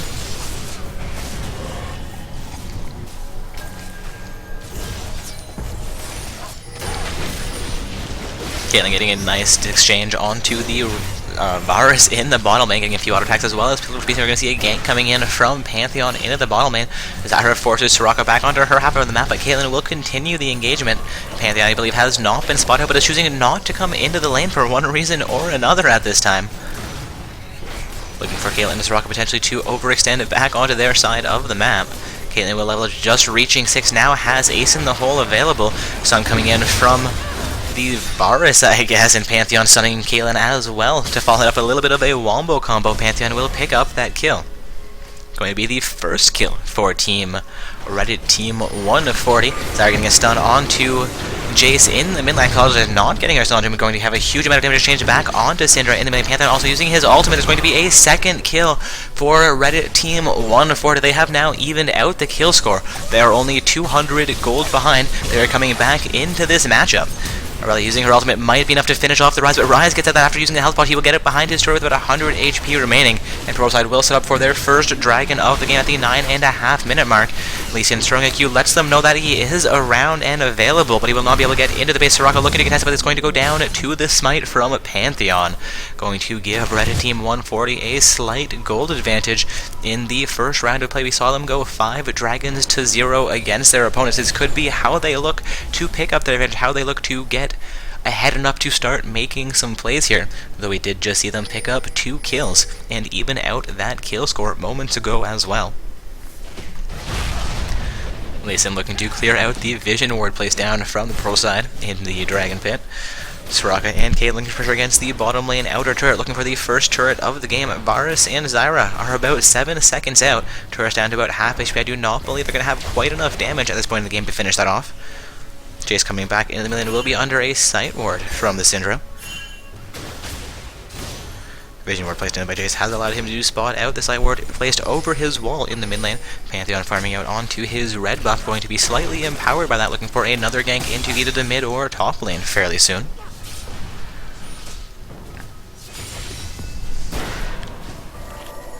Varus throwing his poke in the bottom lane, but again not connecting onto either member of the blue team. Stranglehold coming out from the Zyra do connect onto Caitlyn. Caitlyn has been locked in, but she's going to 90 caliber net to safety. Poke coming out from both the Ryze and Lee Sin in the top lane as Lee Sin comes in for a gank. Aurelia choosing not to follow that up. Pantheon clearing out a vision ward in the Baron Pixel Bush Forest team, looking for a little bit of vision control there around the top half of the river. Going to see Pantheon spot out another vision ward as he makes his way to the river bush in the top lane, but he'll clear that one out as well, knowing he will not be able to come in for a gank onto the Aurelia. Stranglehold coming out from the Zyra, but do connect onto Caitlyn. Did not think that hit her. Huge amounts of damage coming out from the Varus. Caitlyn down to about 200 HP. The heal will come through. Ultimate comes out from the Zyra, but does not connect. Caitlyn managed to get out of that fight with her life here. Soraka doing a great job of healing Caitlyn back up. I apologize, the heal did not come out from Caitlyn. That was all Soraka keeping Caitlyn alive. Aurelia can come back in onto Ryze, gets her stunner. It's going to be exchanged back in onto by the Ryze. A Q comes out from the Lee Sin, which will connect. Lee Sin going to follow it up under the turret. His ultimate will come through. The Aurelia, I believe, just got cancelled. No, it will continue and finish off the Ryze. Lee Sin taking 3 more turrets there, going down to about 300 HP.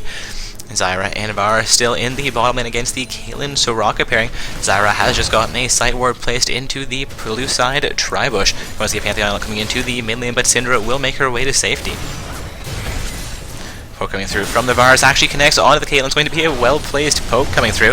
Bit of poke coming out from the Soraka as well onto Zyra, but Zyra is still full health here. I do not believe that connected. First turret of the game will go down in the top lane as Aurelia is going to be successful taking the turret from the Ryze. That will give them again a 200 gold advantage, sitting 3 kills to 2, now 1 turret to 0, despite being down the first dragon of the game.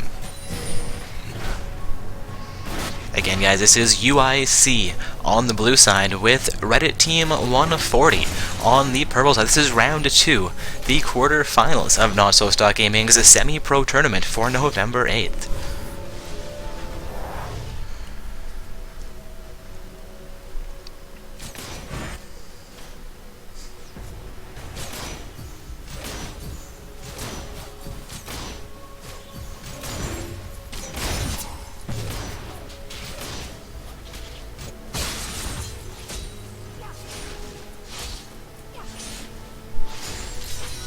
Aurelia going to be able to free farm in the top lane. Raya is going to go onto his golems here, knowing that Aurelia is fairly strong at this point in the game, sitting at 201, while Ryze is down 0-3 despite being down only 7 farm to the Aurelia.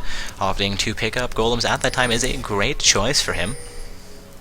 Aurelia has been spotted out in the purple team jungle, going to be responded to by the Jace, but Lee Sin is going to come into range as well, going to be spotted out by a vision ward from the purple side. Aurelia continuing engagement onto Ryze, but Lee Sin will land a nice Q. Ryze will go down. Lee Sin using the ultimate to blast Jace back out of the fight. A Q coming in, sorry, a poke coming in from the Jace. It's going to be an accelerator gate, or gate and then accelerator. Not quite sure how that one works. Jace cleaning up the Wraith camps with help from the Pantheon as well, while Lee Sin and Syndra make their way back into the mid lane. Soraka looking to clear out the sight ward from their Tribush, having placed a vision ward into it herself. Caitlyn alone in the bottom lane against the Varus Zyra pairing. The Soraka has now returned into lane. Lee Sin onto his golem camps, could be looking for a gank into the bottom lane fairly shortly. Pantheon also on the golems, waiting for Jace to potentially roam down and pick up a blue buff for himself. Syndra already empowered by blue in the mid lane. I believe Pantheon may end up taking that blue buff for himself this time. We're going to see him ultimate in onto the Caitlyn, who has been locked down by a stun from the Varus, but she's going to manage to get out of that almost with her life here. Yes, with her life. Another heal coming in from the Soraka. Aurelia teleporting down into the bottom lane. May take a little bit more damage than she was expecting here. Ryze also teleporting into the bottom lane. Jason, Lee Sin roaming down as well. Syndra coming in from the base, having just recalled. Also coming out from the Ryze, doing a fair amount of damage to the Caitlyn Soraka pair. Soraka under about 200, looking to heal the Caitlyn up, but Soraka will go down to poke from the Varus coming in from the side. Now a 4-2-3 kill score, Strangle's one coming in and landing onto the Caitlyn. A little bit more damage coming in from Zyra as well. Still 4 members of Reddit Team 140 in the bottom. This is a huge rotation for them. Jace looking to split push into the mid lane as well. Syndra now in the bottom, going to be a 4 versus 4 fight. Varus could get caught out here, but Jace is going to be successful taking down their first turret of the game. Now a 1-4-1 turret score between these teams. Still a 4-for-3 kill score in favor of UIC. However, Reddit Team 140 does have a 500 gold advantage, and Dragon is back on the map in 1 second. They're going to look to pick up their second Dragon of the game here and secure a further gold lead. It's going to be a very quick, very effective, and uncontested Dragon for Reddit Team 140.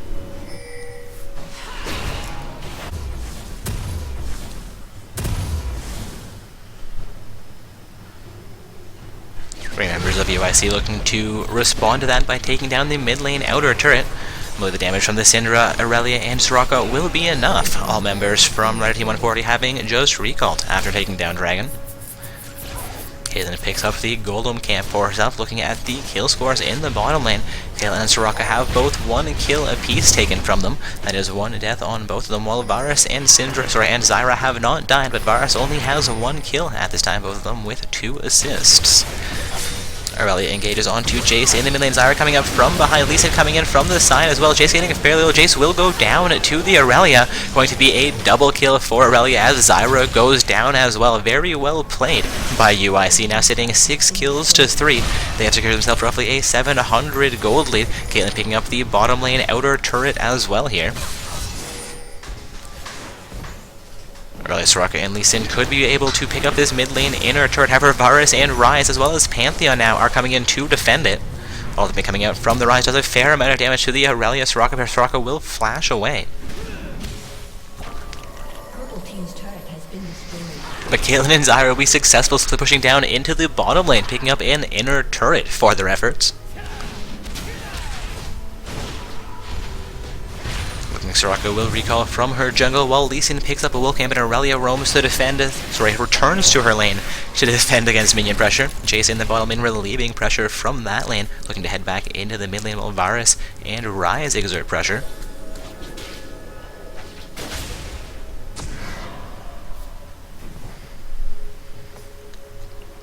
Taking a look at the map here, we are seeing now a 4-1 turret score in favor of the blue side. That is Team UIC over Team Reddit Team 140. The Reddit Team 140 has picked up the first 2 dragons of the game, so they are only down about 1,000 gold at this time.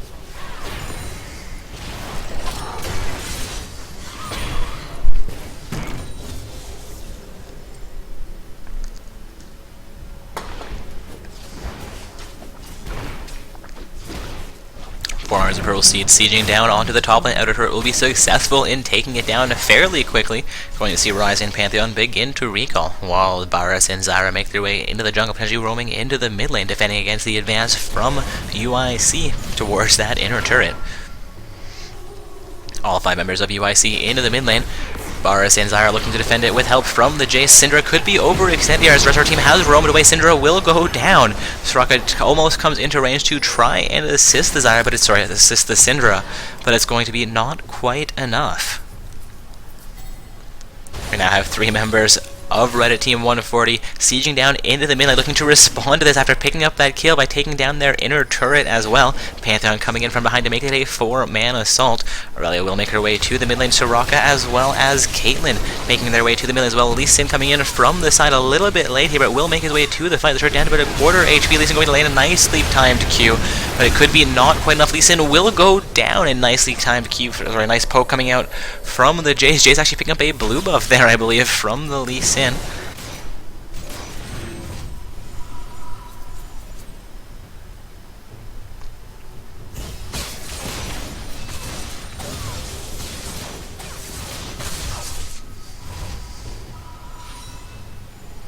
That play actually puts Reddit Team 140 ahead by about 700 gold. They have almost evened out the kill score in this matchup. Varus and Folk will not connect onto Caitlyn though.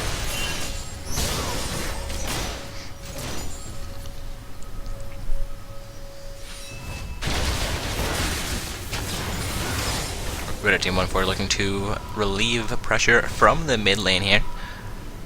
Seeing Syndra set up around there, Blue, which has just come back up onto the map. Aurelia will assist her in clearing out that camp. Ryze making his way back up to the top lane. Thought he may have contested the blue buff, but they did not have vision for that. Seaver coming out from the blue side just to ensure there is no vision of them taking it. Ryze making his way into the top lane is going to begin clearing out minions while Aurelia looks to respond to this. Ryze begins to retreat from that lane. Aurelia sitting at 501 is doing very well. Solar and Nick not doing quite as well this matchup against Aurelia from the blue team as he did in round 1 as Rumble against Aurelia.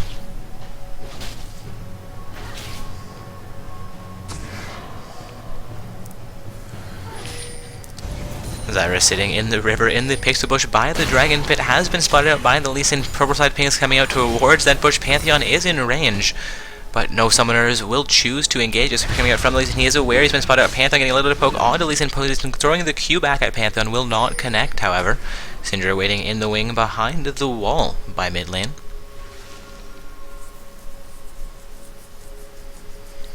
Aurelia has returned to the top lane as well, and Ryze will begin to recall. Seeing more purple side pings come out towards the dragon. Pixelbush dragon will be back up in about 15 seconds now. Red Team 140 looking for their 3rd dragon of the game here. There are 4 members in range to begin it. 5 seconds till dragon is back up. Soraka looking for some poke onto Jace in the mid lane. Varus, Pantheon, and I believe Zyra will begin to initiate onto the dragon. Jace coming in from the side as well. Soraka could be coming in. They are aware they've begun this as they've just cleared out vision from that pixel bush. Going to be a successful dragon. They're going down to Reddit Team 140. They now have a 2,000 gold despite being down by 1 kill and 2 turrets in this matchup. Their control of the dragon pit has been phenomenal.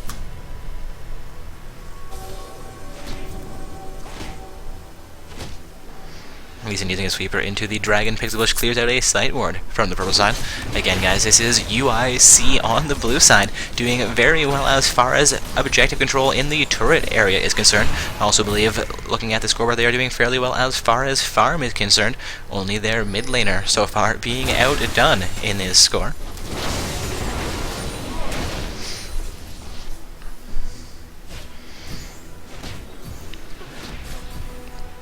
Soraka and Lee Sin clear out the vision ward, but will not spot out the sight ward placed down by the first side, so that will remain in the dragon pit. Pings coming out around the Baron buff as Pantheon man drops in.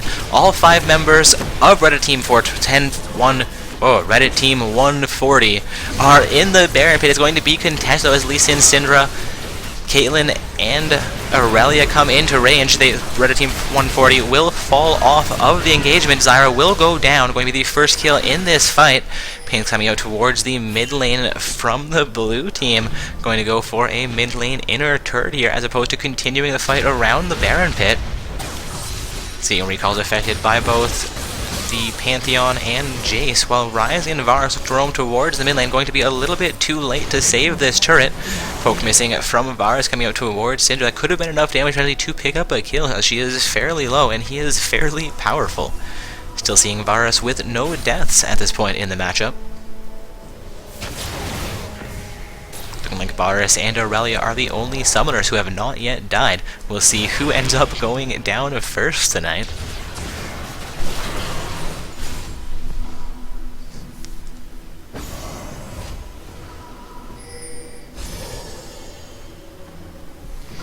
Also looking like Wesley Still Sucks has emerged victorious over Christian Kamen in round 2 of play this evening, meaning that Wesley Still Sucks is going to be playing against Vicarious in the semi-finals of play for Not So Stock Gaming's semi-pro tournament. And of course, the winners of this match will be playing against Psyonix in a semi-finals match. It's going to be a huge team fight breaking out here. Aurelia taking a Caitlyn taking a huge amount of damage. 9 caliber nets away to almost to safety, but more damage will come through, and she does go down. Ryze down about 150 HP, but a heal comes out. He does go down anyways. As Syndra continues putting a human damage on Syndra will go down. Soraka getting very, very low here. 3 members from Reddit Team 140 are going to continue to pursue Aurelia recalling from the mid lane. I believe Soraka cannot get it, so she might have the jukes. Jace looking for a little bit of poke, will not connect, but his auto attack finishes things off. Lee Sin opting to clear out a vision ward in the Baron pit from the pro side has been pinged out by the purple team as well. Zyra looking to respond to that. He drops a sight ward just outside the pit, seeing a blue team turret go down to minion pressure in the bottom lane. Also seeing an 848 kill score at this time. The blue side does have a 2 turret advantage, so they are down by 3,000 gold as the kill score has been evened out. And Reddit Team 140, that is the purple side, has managed to pick up 3 dragons for themselves so far.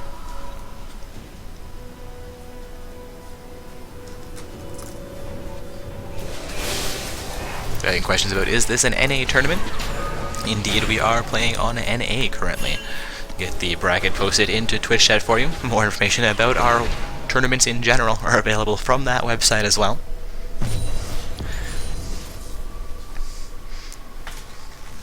Rise in the mid lane, clearing out a little bit of pressure. POC will be roaming back towards the top lane here. Actually opts to drop a sight ward over the wall and return into the mid lane, where Pantheon also lays in wait. 3 members of the UIC also in the mid lane here. Syndra looking for pressure against the Rise.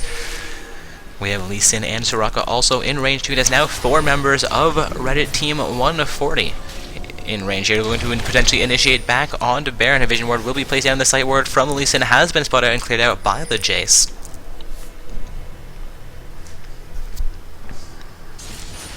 Jace making his way towards the top lane, looking for pressure against that top lane inner turret potentially. Another sight ward being cleared out from the blue team here by the Varus Zyra pairing. Lee Sin and Caitlyn looking for some action against the Varus and Zyra. Pantheon is also in the wing, but all teams will disengage at Aurelia in the bottom lane, split pushing towards that bottom lane inhibitor turret, while Lee Sin and Caitlyn make their way towards the mid lane inhibitor turret. We'll see how successful these split pushes can be. Rise and Pantheon in the bottom lane defending, while Zyra is in the mid lane. Pantheon and Varus coming in for this. Caitlyn is the last summoner remaining towards that turret. All members of UIC will back off of these advances.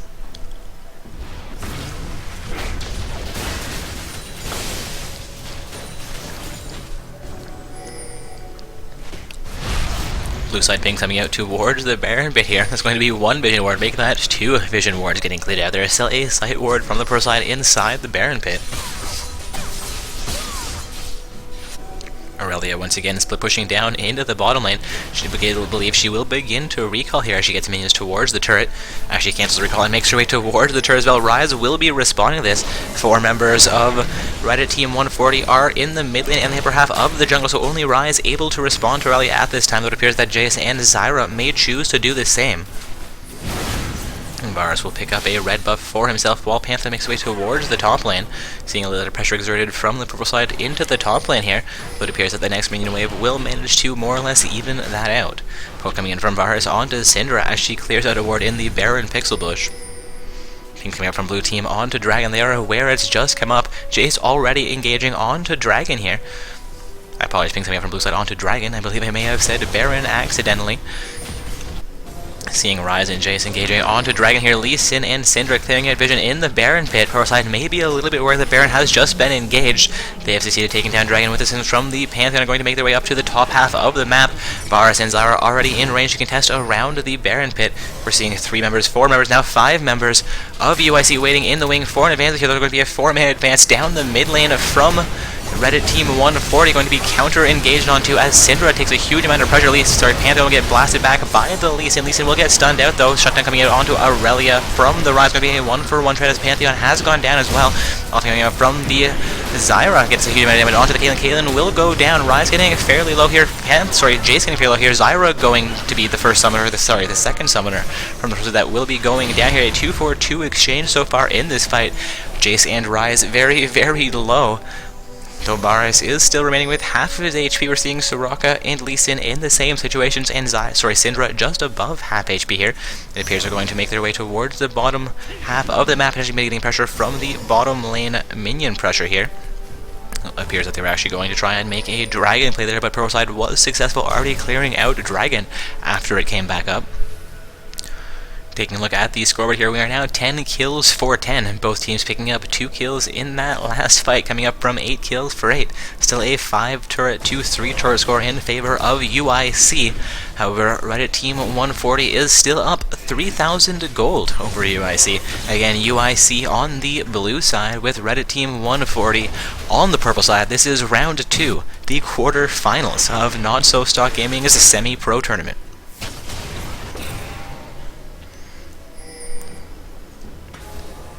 for the last 5 minutes, 5 to 10 minutes, Baron has been fairly highly contested. We're seeing 3 members, no 4 members of the other side around that Baron pit, 2 members of the blue team looking to contest it.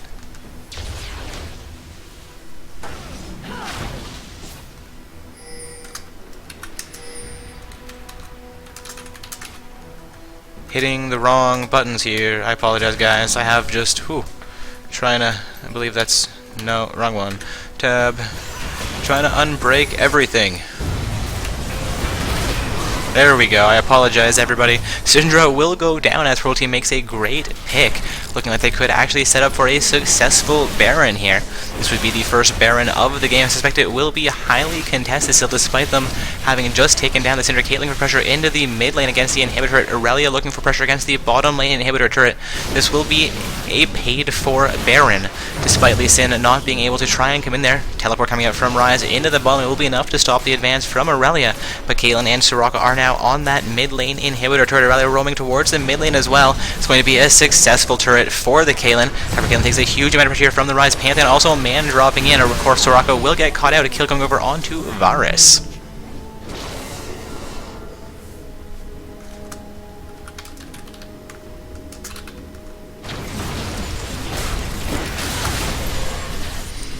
All 5 members of Reddit Team 140 now sieging down into the mid lane of UIC. Looking like this mid lane inner turret will quickly go down while Ryze decides to face tank it, not even waiting for his minions to arrive.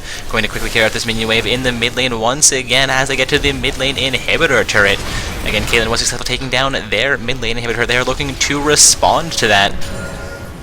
Caitlyn and Soraka are still not available. Soraka has just respawned. 8 more seconds for the Caitlyn. This will be a successful inhibitor for Reddit Team 140.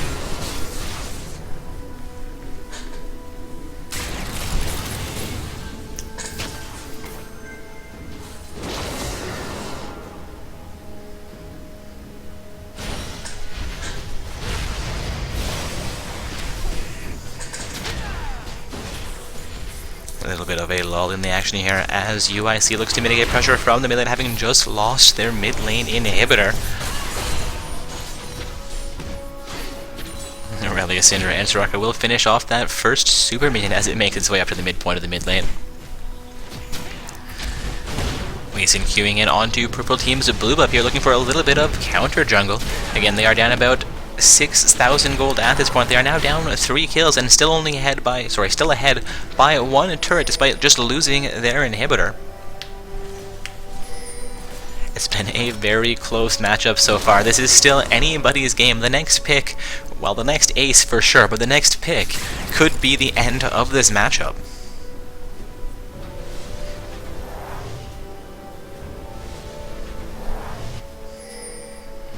Pings coming from Pro side around where they're currently standing, potentially signaling that they do not have vision at that point. And looking to make a 5-minute advance into the bottom lane against that bottom lane inner turret. There's going to be 4 members of UIC in the bottom lane looking to defend it as well, while Aurelia farms in the mid lane looking to relieve as much pressure from those super minions that are spawning against them.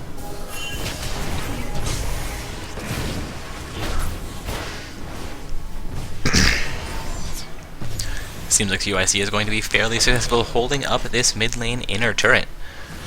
They quickly get out the first minion wave as it arrived. Seeing a second minion wave make its way towards the turret. Their minion wave has been deleted. The second minion wave has arrived. Minions are tanking the turret. It's going to be a huge engagement. Syndra will go down almost instantly. Pantheon will stun out the Lee Sin, but Lee Sin will queue to safety. Going to see that inner turret going down in the bottom lane. Soraka down to about 400 HP. The ultimate will come out from Aurelia, who has entered the team fight as well. Still going to be a 4 versus 5 as Syndra has gone down. Seeing this bottom lane inhibitor go down fairly quickly, I believe the inhibitor will be going down as well. Varus is down to about 500 HP. Someone could potentially pick him up, but are not going to be able to get into range here. The inhibitor will go down, and Reddit Team 140 will back off of their advancements. Having super minions now spawning in 2 lanes, with super minions just reaching the base from the mid lane. Looks like they're going to run quickly for a dragon play once again. Indeed, Pantheon will man drop into the Dragon Pit. Poke coming up from the Jace, who actually has a Guardian Angel available to him at this time. And all 5 members of Reddit Team 140 will engage onto Dragon, but Lee Sin steals it away, but it costs him his life.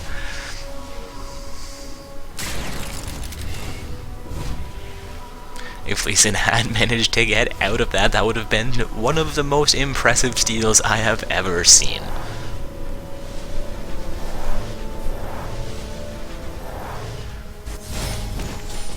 All members of Red Team 140 have now recalled and are going to begin to exert more pressure onto UIC's side of the map. Seeing Varus head toward the top lane, Jace, Zyra, and Pantheon also heading in that direction, while Ryze will teleport into the top half of the map, looking for a quick kill against the Syndra potentially. But Syndra gets in behind the top lane inner turret and will remain safe through that play.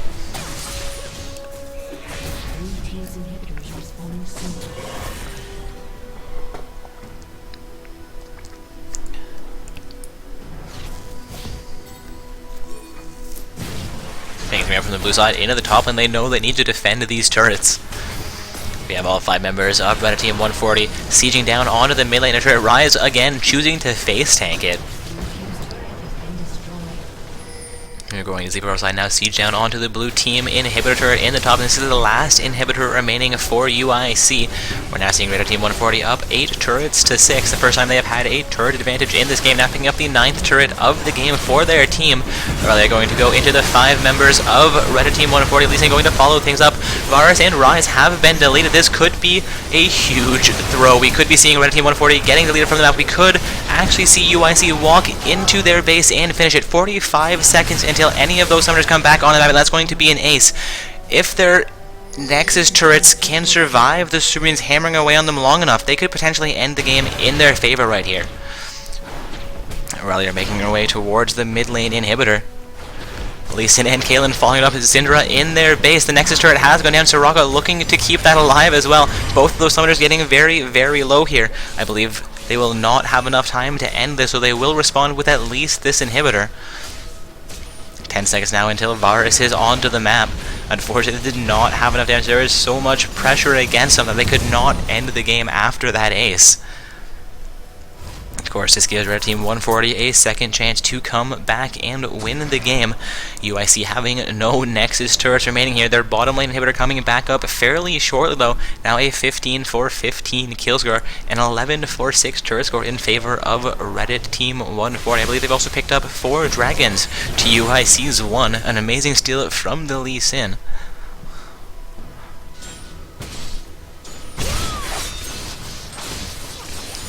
Aurelia fighting against these Superbeams, still spawning into the bottom lane, trying to get that inhibitor back onto the map and have them in a decent position for it. 3 seconds until Baron will be spawning up here. Purple side has set up to take down Baron as it comes back up onto the map. Rock Manager getting spotted out here by the purple side. Going to see 3 members of UIC make that 4 members of UIC. In the top half of the map, Aurelia being forced back down towards their inhibitor, knowing that it's going to be respawning fairly soon. And of course, if it hadn't been respawning fairly soon, those Superbeams would have been gunning towards their Nexus very quickly. We're looking at Baron down to just below half HP. Baron, I believe, down to about a quarter. I can't actually see the HP bar here. And that's a successful Baron Nashor for Red Team 140. 15-15, 11 turrets to 6 in their favor, but Syndra picks up a heal on Jace. Jace losing his Baron buff here. We now have 4 members of Red Team 140 alive, 5 members of UIC. We're going to see them begin to recall here, but Syndra coming back in that cancels the recall from the Ryze. Zyra and Ryze begin to recall as well. So Varus looking to come back into this. Syndra could have been up more than she was. Syndra will go down. Aurelia now by herself. But Lee Sin and Caitlyn coming in from behind. Going to see Pantheon potentially going down here. Pantheon getting chunked down very quickly. Pantheon will go down, a 2-for-1 exchange in favor of UIC here. Varus could potentially get caught up, but he will affect his recall just before Aurelia gets into range. Lee Sin and Caitlyn looking to head towards the mid lane here. They now have all 3 of their inhibitors on the map. They are free to make a play. They have a 4-to-3 advantage for the next 30 seconds. For the next 15 seconds. 10 seconds until Jace will be coming back up on the map. 30 seconds for the Pantheon. Are going to go full ham on Varus, gets locked down by Stranglestones from the Zyra. Zyra going to get a huge amount of punishment. Zyra looking to go down here, but has about 50 HP remaining, but she will not go down. Soraka about 300 HP, more damage coming in from the Zyra. Ryze going to flash in for play against the Caitlyn, takes a huge amount of poke. Jace now onto the map, looking to turn this back into their favor. This could be a bit of an overstay from UIC. Pokemon connecting only onto the Lee Sin. Aurelia getting locked down by the Rune Prism from Aurelia. Aurealia's life will be taken here, I believe. Hook comes through from the Jace, connects onto Lee Sin, but Lee Sin is not going to be enough of a distraction to save Aurelia. Aurelia will be going down there now. 2 members of UIC not available. 30 seconds for the Strucker, 55 seconds till Aurelia becomes available once again. Caitlyn for a little bit more auto attack damage. Lee Sin looking for some poke there. Rise eventually overseeing there. Huge damage coming out from the Cinder. Cinder picks up the kill on Rise, but it costs her life as Varus picks up that kill. Now have Varus and Jace looking for a pickup onto this mid lane inhibitor. Pantheon and Zyra coming in from behind the inhibitor will be going down. Caitlyn is making their way back into base, looking to get themselves healthy once again. Save this bottom lane inhibitor. Ace coming in from the Caitlyn, taking away half of Varus's HP. Lee Sin looking for an engagement onto Caitlyn, begins to auto attack against it, but Jace is going to go full ham and take down Caitlyn. Lee Sin going to be engaged into by the Pantheon. Lee Sin will go down now. Only Soraka left to defend the Nexus. This is going to be the game in favor of Reddit Team 140. A huge game, guys. That is a 40-minute game, back and forth the entire time. We saw UIC have an early advantage. Reddit Team 140 pick up a gold advantage for most games, despite being down in kills and in turrets via their control of the Dragon Pit. But then I thought UIC may have made that comeback, but not quite enough. The plays at the end there, very impressive by both teams. Again, Reddit Team 140 emerging victorious over UIC in round 2, the quarterfinals of play. We now head into the semi-finals, where Reddit Team 140 will be facing off against Psyonix. This matchup determining who's going to be playing in the finals matchup and who's going to be playing in the bronze matchup. Finals, of course, for the first and second place slots, with the bronze match determining the third and fourth place teams.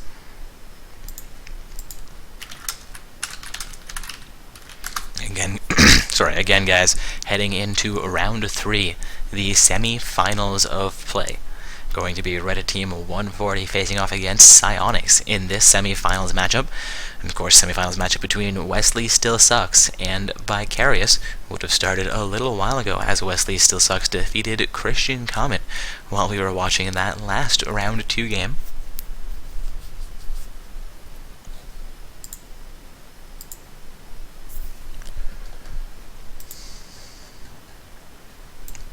Again, guys, we have Wesley Still Sucks facing off against Vicarious currently in a semi-finals matchup, and we are about to get started with Reddit Team 140 facing off against Psyonix in the other semi-finals matchups. The winners of those semi-finals matchups will be heading on into the finals matchup to determine the first place team, while the losers move on into the bronze match for one more game to play to determine whether they go home with 1600 RP for each of their final 5 summoners, or if it's going to be 800 RP if they are defeated both in the semi-finals and the bronze match.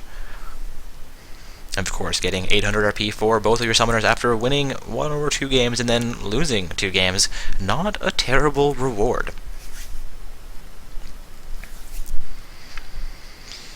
Taking a look at this lobby, we have Reddit Team 140 for the first time tonight playing on the blue side. We've seen them come out victorious in 2 rounds of play, but both of those from the purple side of the map. Chanban, the first member of Psyonix to come into the lobby. Seeing Oli Zyra pretend to be a traitor here, jumping onto the purple side of the map. Their entire team now lining up onto the blue side here, waiting on the other 4 members from Psyonix to join us for this game.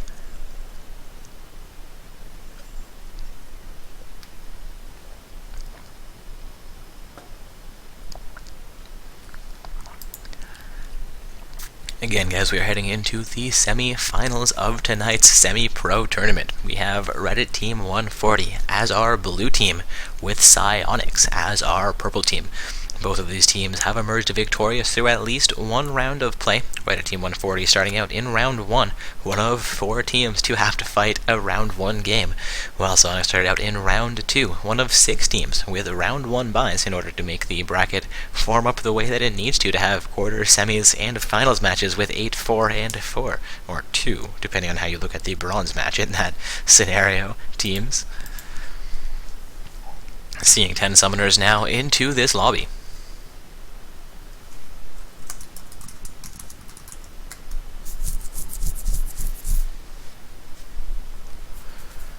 Again, guys, we're heading into the semi-finals of tonight's tournament. We have Reddit Team 140 on the blue side, facing off against Psyonix on the purple side. Also taking a look at Twitch chat.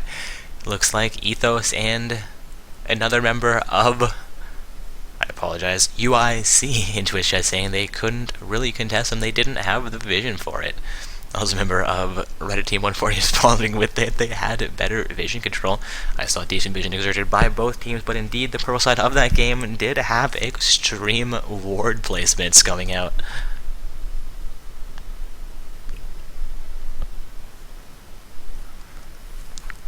Looking like blue side will be reordering their summoners coming into this matchup again, guys. We're heading into the semi-finals of tonight's tournament. Both these teams are guaranteed a prize for the night, assuming that they do play out this game as well as their next game.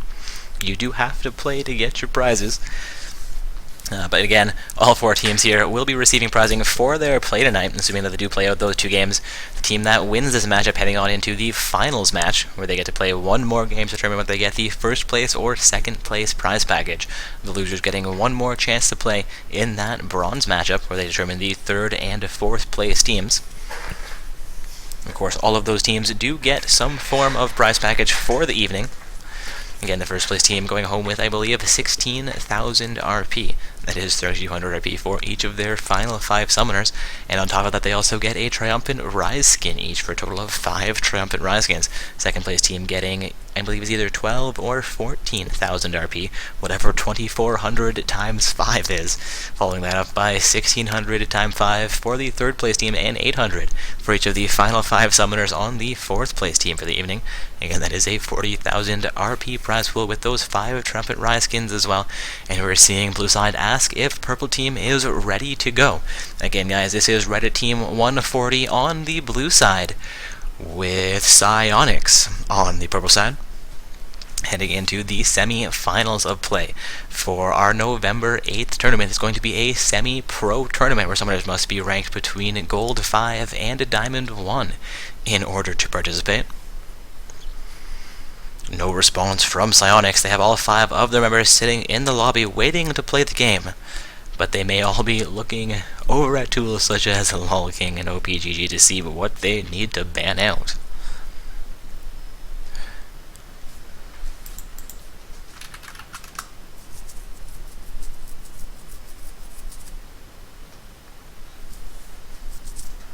Again, guys, heading into the semi-finals matchup that we're going to have on the stream tonight. We also have one other semi-finals matchup, as there are 4 teams still remaining. The other semi-finals matchup is Wesley Still Sucks versus Vicarious. The semi-finals matchup we have on the stream this evening is Reddit Team 140, and they're playing against Psyonix.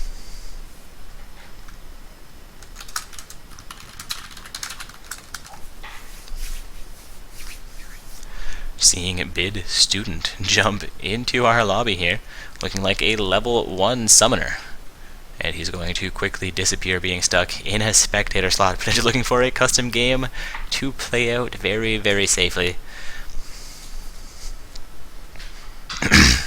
Level 1 summoner potentially being, a little bit intimidated by the 10 level 30s, all of them in the Diamond and Platinum tiers. Speaking of Diamond and Platinum tiers, Akio, the only not Diamond summoner coming into this lobby, is sitting at Platinum 1. Not quite sure where they are sitting exactly in that roster, in that tier, but good luck getting into Diamond.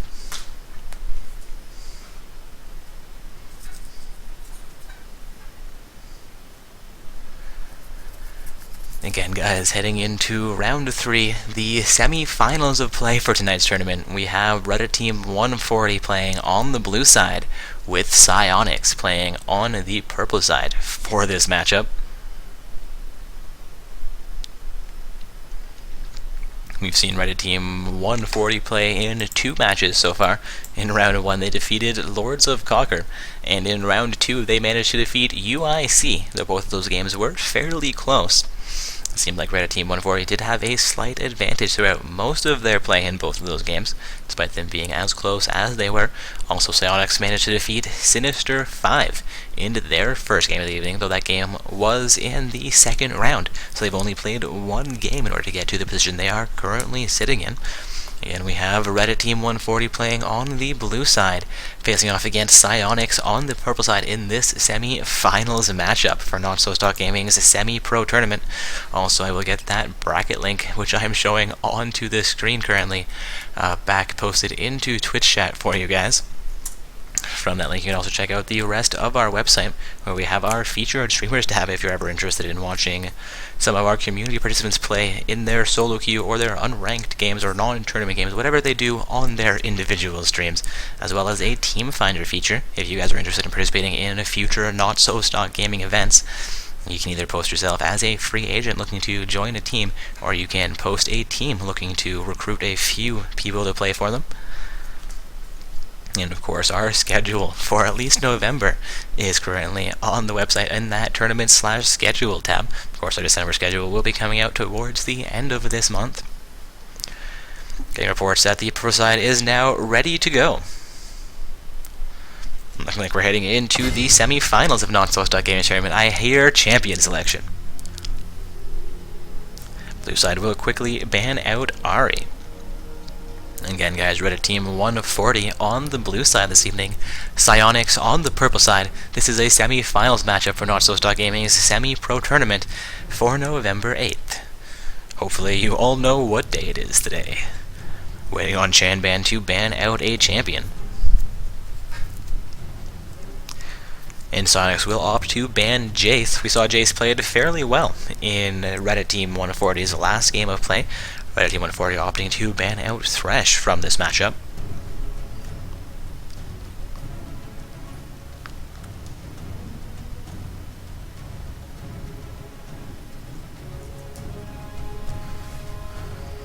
Seeing Zilean banned out here now by Psyonix. Also noting that Zilean visual update. So many VUs with the last patch that came through. Lee Sin will be the last ban affected by Reddit Team 140 as well. Waiting now on the third and final ban coming out from Psyonix.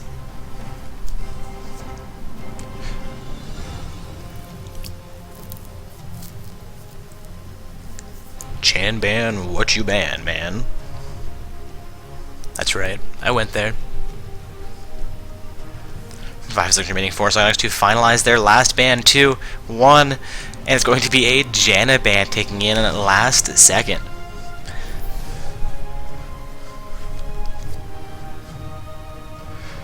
It's Onyx picking up Gnar for their top lane. At least I suspect for their top lane. Haven't really seen Gnar played anywhere else in the current meta. Waiting on Chanban and Square One to select their champions. Oh man, the puns that are going to come out here. We're going to be going back to Square One all night long. Again, waiting on Chanban and Square One to pick up their champions here. 30 seconds remaining for them to finalize their picks. Square One will hover over a Soraka. We saw her play it in the last round of play as well. I believe that was by the blue team. That was UIC playing against Reddit Team 140. We now have Reddit Team 140 on the blue side facing off against Psyonix. On the purple side, so this will be the first time we're catching Psyonix in a tournament game this evening. Seeing them potentially lock in a Soraka-Lucian pair that will get locked in. Though Soraka could be their mid laner. Soraka not necessarily stuck in the support role. Waiting now on that lazy guy and only Zyra to select their champions. Looking like that lazy guy is going to opt for a Jarvan 4 pick here. I believe we've seen him play Jarvan 4 in at least one game so far this evening. Only Zyra did play Zyra in the last round, though she was laning with a Varus. Seeing if one of her teammates locks in the Zyra pick for her, if she locks in Nami like we saw in round 1 of play.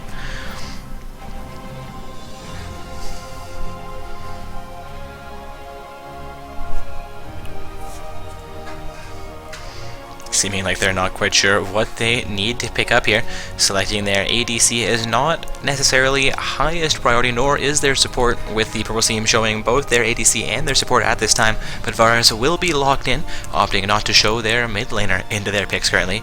Renekton potentially being picked away here by Aiko is at least going to be hovered over for the time being. Selecting Renekton into somebody with the name only Renekton may not be quite as strong as banning the Renekton against them, knowing that they would potentially know exactly how to counter their main champions. Seeing Renekton now swapped out, I believe that was for a Talon, but again, the visual update's a visual update on Shen as well. I saw 4 or 5 champions that got updates last night, and now I'm seeing even more as we come into the semi-finals of this matchup tonight. Sivir was being held over here, but is going to be swapped out for an Alistar. Could see Alistar heading into the top lane. Shen has also been locked in by Gumpak. Believe that will be the purple team jungler. Maokai now being hovered over by Akio. Could see Maokai into the top lane, or perhaps Maokai into the jungle as well, depending if they need to trade around those champions. And we're going to see a third Aurelia played in tonight's tournament. Seeing Akio finalize an Aurelia pick at the very last second there. SolarNIKT only has played 2 games against Aurelia. He did very, very well in the first game with his Rumble pick, though his Ryze had a little bit of trouble against UIC's Aurelia in their second round of play. We'll see what he chooses to lock in here. I'm coming for that booty, hovering over a Victor pick at this time. I apologize, SolarNIKT only not able to actually select his top laner after the Aurelia pick. Aurelia picked Aurelia into a Gnar pick. Then come for the booty is currently hovering over Teemo. Not quite sure if the little shroom monster is going to come into the game, or that will be swapped out. Indeed, it's going to be swapped out here, hovering over Yorick and swapping back and forth between Yasuo. So we'll see how SolarNIKT, assuming that the Gnar is in the top lane, plays Gnar against that Aurelia. We saw him do very well on Rumble against her, though not quite as well on the Ryze. Of course, those were 2 different summoners playing Aurelia. There's going to be a third summoner playing Aurelia against him into the top lane.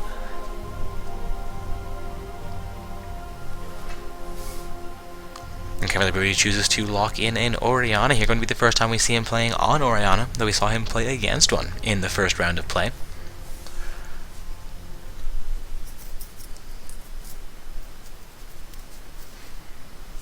Bronze Champion randomizing their champion selection here. We'll wait to see what they choose to lock in.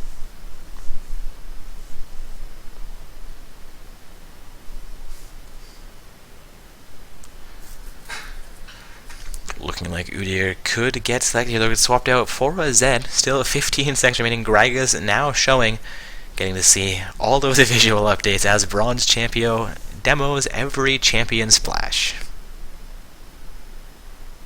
Or at least icon. I suppose it's not technically their splash. Looking like Syndra could get locked here. Indeed, Syndra will be locked in for Bronze Champion and then traded off onto Chanban. Bronze Champion now showing over a Lucian pick. Of course, we're seeing a number of trades affected by both teams. Renekton, I apologize, Solo Renekton only picking up Gnar and handing Varus over onto its Onyx. Only Zyra now having Nami for herself, but he's still showing his Orianna pick, while that lazy guy is still hovering, still has the Jarvan 4 at this time. I believe those are the only trades we saw affected in this matchup, and we now have 30 seconds remaining for them to finalize any additional trades, as well as their Runes Masteries and their Summoner spells.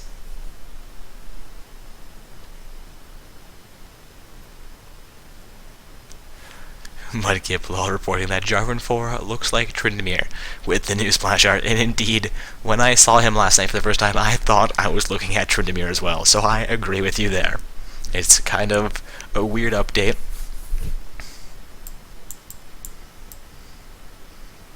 Take a look down here, see if we can find a Tryndamere. Yeah, see that comparison. The helmets are, I guess, a little bit different. Jarvan's is gold, Tryndamere's is silver, but I'm pretty sure that's the same damn helmet, possibly with a tiny emblazonment on the front for Jarvan 4. Anyways, guys, we are now into spectator delay, and I've finished my water. So I'm going to take this 2.5 minutes that are remaining, and we're going to send the stream silent, unfortunately, but I'm going to AFK for those 2 minutes, and I'll be returning as we get into the load screen and onto the Rift for this semi-finals match between Reddit Team 140 and Psyonix.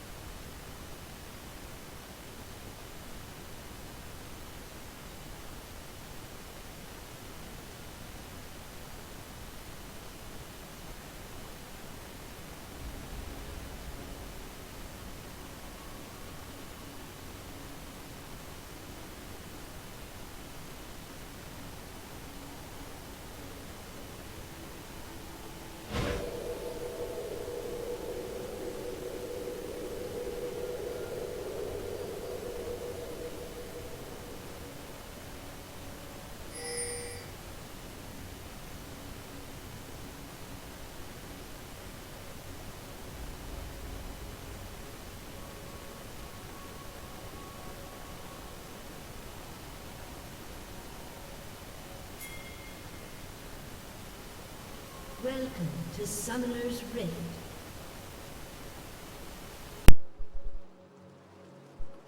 Invade affected by the purple side here. Varus going to poke onto Lucian as they run into each other in the river here. Lucian begin to recall. I just said begin to twice. I'm a pro. Alright, Lucian affecting a recall from the river. Actually cancels that recall very last second. See all 5 members of the purple side hovering around the dragon here. Only Varus and Nami from the blue side in range to defend it. Nara, Orianna, and who is going to be a Jarvan 4. Waiting in the bottom half of the jungle, though not too far off. Seeing all 4 members are presuming that are still remaining in the bottom lane, sitting just behind the wall, behind the river, or rather making our way up towards the top half of the map here. Jarvan 4 now has support from both Nami and Varus around his red buff. Appears he will be starting on that red buff, while Shen starts with his blue buff. We'll get this scoreboard reorganized here for everybody. Means also now onto the map. Alright, and the scoreboard is accurate. 10 more seconds here until buffs will be spawning. A little bit of damage coming out from the Gnar onto Aurelia. A nicely placed poke coming in from that Gnar. He did not have vision on her there. And buffs will come up onto the map, being going to be leashed by the Varus Nami pair. For the red side, leashed by the Soraka Lucian pair. For the bottom side, I believe we saw that player played out once before tonight. At least we had a Soraka, I believe it was a Soraka Lucian. No, we had a Soraka Caitlyn in the last matchup. Gnar and Aurelia doing a little bit of exchanging in the top lane. Aurelia has picked up the first farm in that lane, though Gnar is not far behind, picking up his first farm as well. Junglers have cleared out their first buff camps in. J4 will be coming for a very early gank against the Syndra. He has now been spotted out, does have his EQ combo, but is not going to connect, as I believe Syndra did flash away from that one. Bit of damage coming out from the Nami onto Soraka. Gnar getting fairly low against Aurelia in the top lane, as well has activated a health potion, but coming out from Soraka in the bottom lane, poking out from the Syndra, from the Syndra onto Orianna in the mid lane as well. We've seen a Syndra versus Orianna matchup previously, though it was Reddit Team 140 playing the Syndra, and Lords of Cocker playing the Orianna. We are now seeing Reddit Team 140 playing a Syndra, an Orianna, while Psionics play the Syndra. Again, we saw Syndra win that matchup in round 1. We'll see if Reddit Team 140's Orianna can do better than it was done against him in this matchup.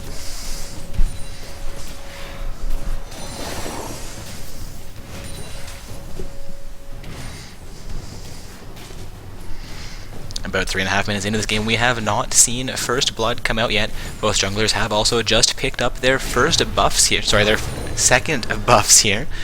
Gnar going to be caught out by the Shen. Shen going to engage onto Gnar. Aurelia not going to make her way into range here. Stuck defending turrets against minions. Looking to get a little bit of farm advantage over the Gnar. She is currently sitting down a 3 CS under him. Shen going to be engaged onto by Jarvan 4 in his jungle. Aurelia should be responding to this. Shen going to hop out across the wall into his golem camp, though, and J4 will fall off of that advancement. Orianna was looking to assist him while Syndra and Aurelia were both staying in their lanes.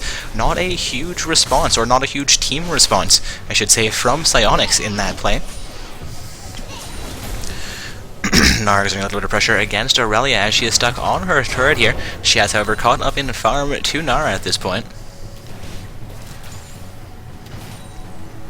Taking a look into the bottom lane, Lucian is doing very, very well against the Varus.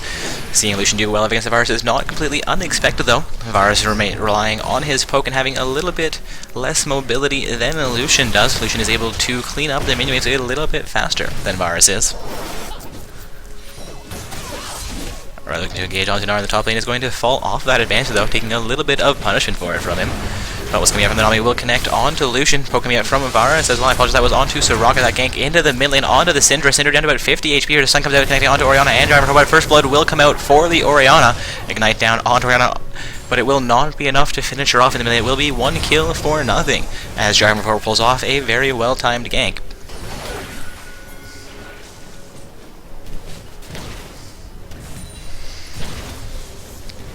Seeing Shen make his way into the bottom lane here, Lucian will get a bit of damage onto Nami. Huge damage coming out of Nami, actually. She's down to half HP. More damage coming through. Shen actually going to flash, and flash coming out from the Nami as well, though. Aurelia going to do a fair amount of damage onto Gnar, but Gnar, I believe, just teleported away into the bottom lane. Gnar down to about 100 HP. Here goes down to the Shen. A bit of a misplay for Reddit Team 140 there. Soraka did go down to about 100 HP in that play, but will maintain her life. She's going back to square one here. Varus coming in for the kill coming up from the Soraka, poking in from Varus, may connect, does connect, and Soraka will go down. Varus says, you can't go back to base, you are going back to square one, and that is death for square one on Soraka. We also saw Varus, however, go down for that play to the Lucian Shen combo. Lucian Shen looking for a little bit of pressure against the bottom lane turret, though as I say that, they opt to recall from their lane.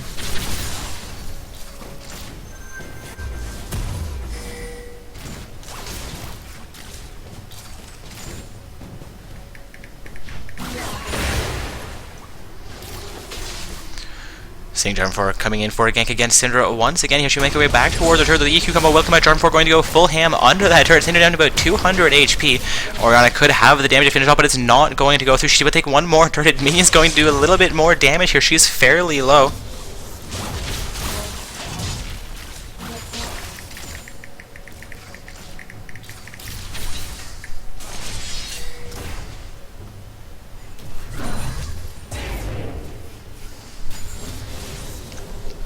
Apologize for my silence there, guys. People apparently trying to call me. Everybody should know better than to call me when I'm streaming, so I just had to silence my phone there so we don't get interrupted here anymore. And are looking pressure against Aurelia in the top lane, doing fairly well in doing so. Aurelia chunked down to about 3/4 average, almost down to half HP as Gnar continues on engagement, managing just to avoid the turret. It's going to see Mega Gnar come out here.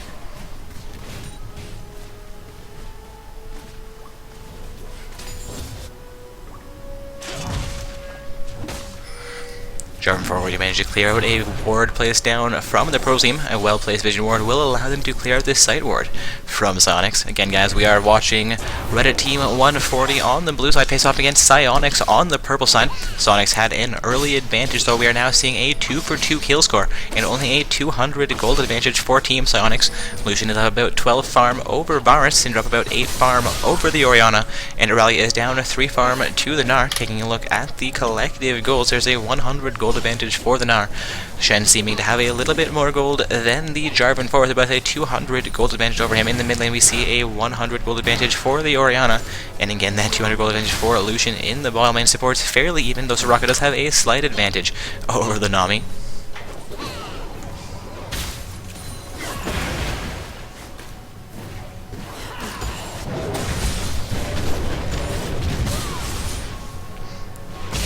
There's a bit of an exchange in the top. The ultimate will come out from the Aurelia. I believe it's not going to get any damage onto Gnar, but it will clear out most of that. Maybe Bold Sauce coming in from Gnar onto Aurelia. Aurelia stand about half. He is stun coming in from Gnar as well onto the Aurelia, but he will not be able to really capitalize. There's going to be action into the bottom, and Soraka gets very, very low here, and Varus will pick up the kill.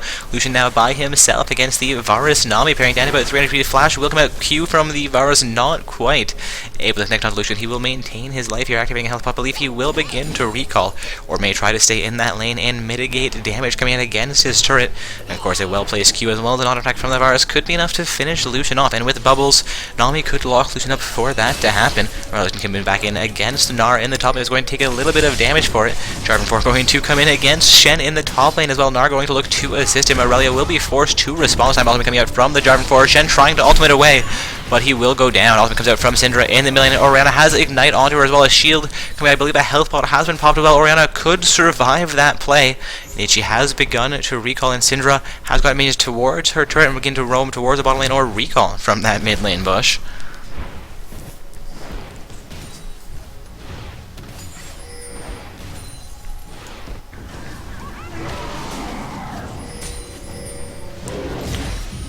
Looking like Vicarious has emerged victorious over Wesley Still Sucks in our other semi-finals matchup. So the winners of this matchup will be playing against Vicarious in the finals, while the losers move on to face against Wesley Still Sucks in that bronze match to determine the 3rd and 4th place teams. In the match at hand, we have Gnar recalling from the top lane, has a slight farm advantage over Aurelia, but leaving Aurelia to free farm in the top lane here. While he has affected his recall, I believe teleport not available to him quite yet. We'll see her evening things out, I believe. Jarvan 4 has been spotted out in the river, pink coming out from the purple side.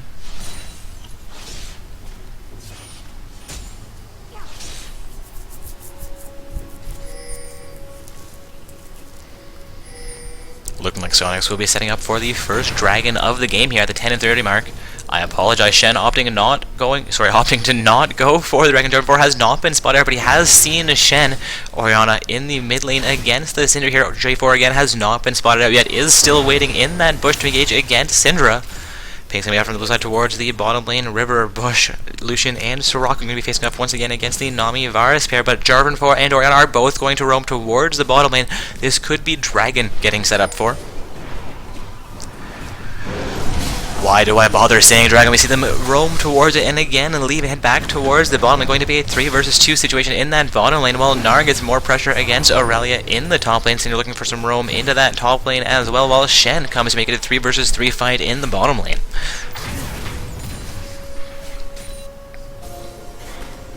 Soraka clears out a sight ward placed down by Gnar in Aurelia's tribush. Gnar looks to respond to that and does respond by placing another sight ward into the bush.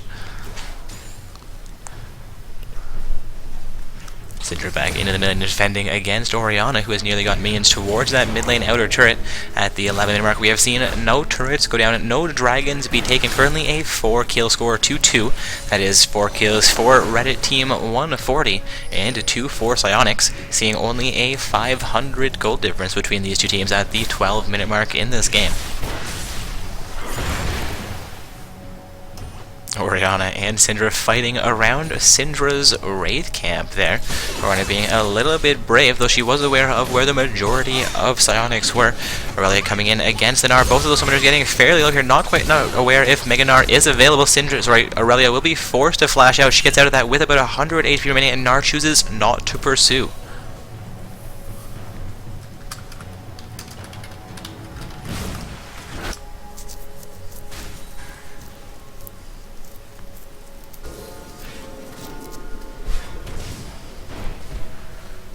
Gnar looking for a little bit of pressure against that top lane out of her. The turret's already down to about half of its HP. Aurelia going to take about 20 seconds to get out into lane here, I believe. We'll see if Gnar can finish that turret off before she arrives. Indeed, that will be the first turret of the game, going down just before the 13-minute mark, as Gnar is successful taking down the top lane outer turret. A little bit of action in the bottom lane as well. Purple side potentially setting up for a dragon play here. Again, why do I say Dragon? We see them move towards Dragon, then opt to go for the blue buff. Shen going to hand that over onto Syndra. The potentially roam towards the bottom lane, where Soraka and Lucian are taking a little bit of pressure here.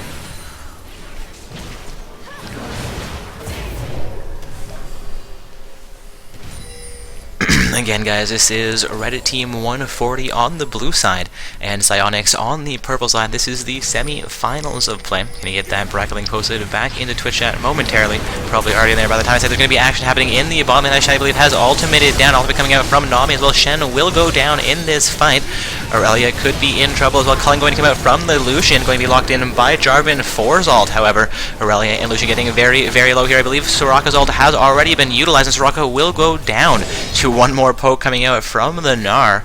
Looking to see them set up for that bottom lane turret, though I believe they are actually going to end up going for a dragon play here. Stun coming out from the Syndra, not quite able to connect onto the Nami, and Gnar and Varus going to try and pick up Nami, as well as J4 coming in for a play here. J4 lancing in, Lucian and Aurelia coming back in for more. There's going to be 5 versus 3 in favor of Reddit Team 140 here. Knight coming out from Syndra onto the Gnar. Gnar getting a huge amount of damage back onto the Syndra, though. Damage coming out from Orianna, not quite able to connect and finish things off for him. Sorry, again, Syndra Gnar picking up a kill, no, getting killed by the Aurelia. Seeing now a 6-2-3 kill score in favor of Reddit Team 140. Psionics has picked up 1 kill in that exchange, though, and is looking to set up for Dragon, having 5 members of their team available. Jarvan 4 and Bars will begin to recall, so it will be an uncontested Dragon for Psionics, so Nami throws bubbles into the pit.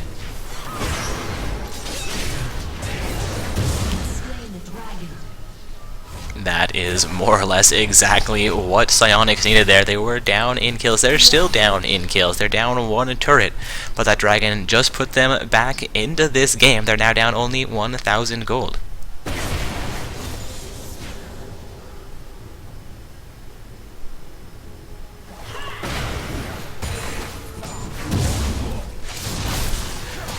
Blue F going over from their side of the map onto Orianna. Looking at Syndra, she is already empowered by her side's blue buff as well. Gnar and Varus getting pressure against the mid lane editor. Looks like Gnar got a little bit of a poke onto Syndra, begins taking turret hits for it. Stun coming out from Varus onto Syndra. So Varus will take 2 turret hits for this. Soraka will come in from the side, but the turret will go down. Going to have 4 members, make that 5 members. No, 4 members of Psyonix into the mid lane. 3 members of Team Reddit Team 140 in the middle. Gnar going to go full ham here, throw the bullet, but will not connect onto Soraka. He's going to begin to chase him out of that lane. All 5 members of Reddit Team 140 in the mid lane here, potentially looking for their first inner turret of the game, having just cleared out their second outer turret. Lucian's been pushing fairly effectively into the ball lane, may pick up their first turret of the game.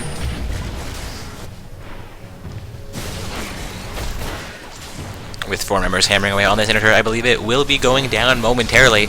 Indeed, that inner turret will be, and that's going to be the 3rd turret for Reddit Team 140. Their first inner turret of this game. Lucian will respond by taking down the bottom lane outer turret. Lone outer turret for an inner turret is not the greatest trade.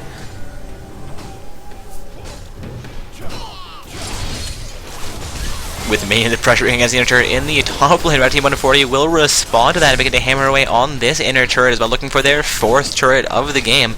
With all bottom lane turrets still remaining, they have taken down the mid and top lane inner turrets in that last advance. A very, very strong play coming through from Reddit Team 140 on the blue side. Psyonix did manage to pick up Dragon, which got them a decent amount of gold, cutting them down only 1,000 gold, but they're now back down to about 2,000 gold to their disadvantage. Lucian, however, is going to respond to this once again by picking up an inner turret in the bottom lane. So an outer and inner for 2 inners. Not the worst trade in the world. Lucian definitely made the right call there by pushing down into the bottom lane. But it's still going to cost his team a huge amount. We're seeing them down now only about 1,500 gold due to Lucian's smart move there.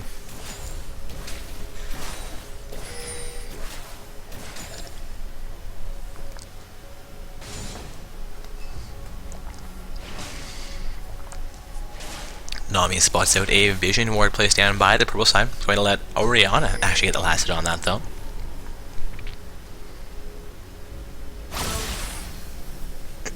No Dragon Timer on my screen, not quite sure when that comes back up. Seeing all 5 members of Reddit Team 140 into the bottom lane here, looking for that bottom lane outer turret, having just taken the mid and top lane inner turrets. Culling will come out from Lucian. Gnar potentially overextended here. Shen going to engage on him, waiting for that taunting, but Gnar hops out over the wall as 4 members of Sonic's attempt to respond to him.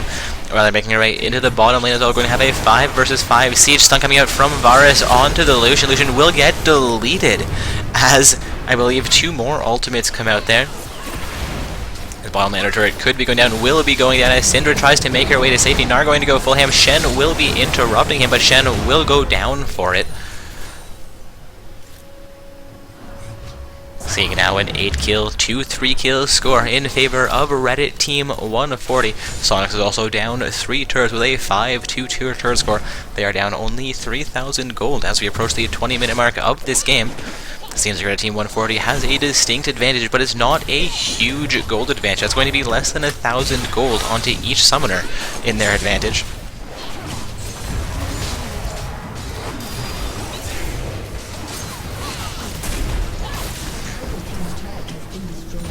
The bottom lane inner turret will go down as well. Reddit Team 140 showing they have a very strong team siege composition here, or a very strong siege ability from their team.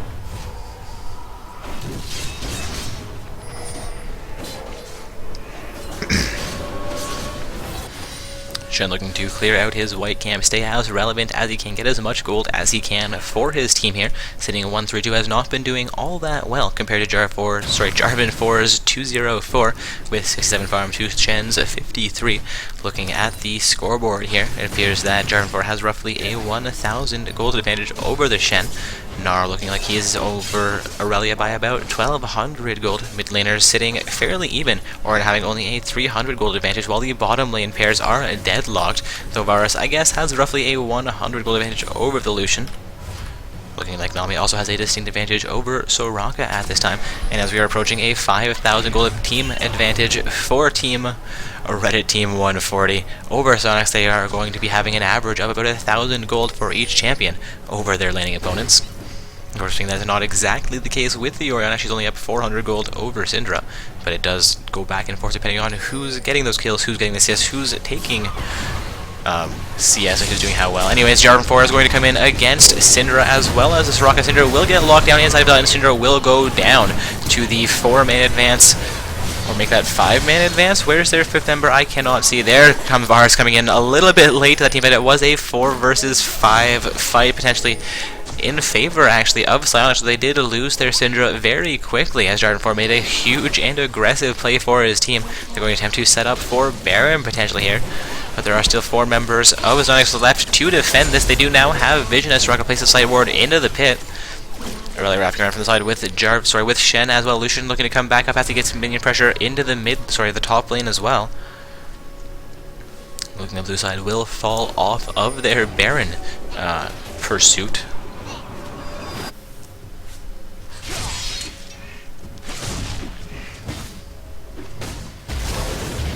Jarvan 4 heading back into his jungle lane. 4 members of Red Team 140 heading towards the mid lane, though going to roam towards the Dragon Pit, looking to secure an objective here. This is actually the first match where we have not seen Red Team 140 take the first dragon of the game. They are now taking the second dragon of the game and have evened out the dragon scores. Of course, with an even dragon score, they are still up 6 kills and 4 turrets, giving them a distinct gold advantage here with about 5,000 gold over Team Psionics. Of course, at the 22-minute mark, that is not as huge an advantage as you could potentially have. Psionics still has a number of opportunities to come back into this game.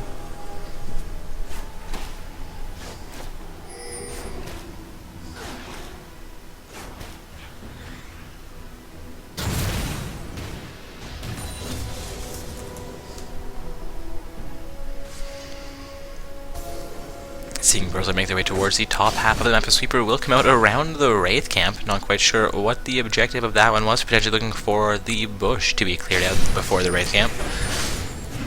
Jarvan 4, Nami, and Varus all around the Baron pit here. Going to see Jarvan 4 clearing out a ward placed down, and by the purple thing we could see them choose to engage onto Baron. So there are 5 members of Psionics available to contest. Aurelia is in the bottom lane. Her teleport is available. Orianna will clear out the last ward placed by Purple side into the Baron pit, and they will engage onto Baron. Aurelia still pushing down into the bottom lane. Gnar hopping over the wall, engages onto Shen. Teleport coming out from the Aurelia behind this Baron pit onto that ward. Stun coming out from the Varus, so Gnar will go down. Huge ultimate coming out from the Orianna, as well as the Nami locking down 3 or 4 summoners from the Purple side. Going to be a double kill for the Varus, and a 3rd summoner from the Purple side will go down, as well as Varus picks up a triple kill here. That's actually a quadra kill for the Varus, looking for his Penta here. We'll see if it gets stolen away or if Lucian gets away. Lucian makes his way into the base, hopping over the wall. There will be no Penta for Varus. And now is a very good time for Red Team 140 to set up for that Baron, having just taken out 4 members of Psionics, so those 4 members have now respawned back on the map. I believe they'll be able to finish off Baron before Soraka and Lucian can get into range, should they attempt to. Getting a comment about, man, the shockwave from Twitch chat. Indeed, the wombo combo between the Orianna and Nami ults inside of that choke point definitely turned that fight heavily into their favor.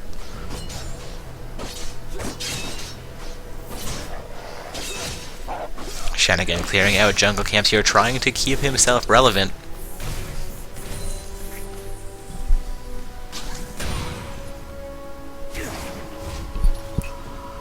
Lucian will clear pressure from the top lane and begin to recall Syndra, opting for her blue buff here. I believe Shen will opt to help her take that as opposed to stealing it away from her. Indeed, the blue buff will go over onto the Syndra. Aurelia recalling from the white camp after taking that as well, I believe. Gnar looking to relieve pressure from the bottom lane here for his team as well. We're seeing 3 vision wards placed down around the Baron pit. 1 into the purple side bush behind the red buff, 1 just in front of the Baron pit, and 1 into the pixel bush. Of course, I expect those were placed down before they took Baron. It's very strong vision control coming out from the blue side this evening. There's also a vision ward placed down from them in the dragon pixel bush that may or may not be spawning out this light, what I'm seeing from the purple side around the dragon pit.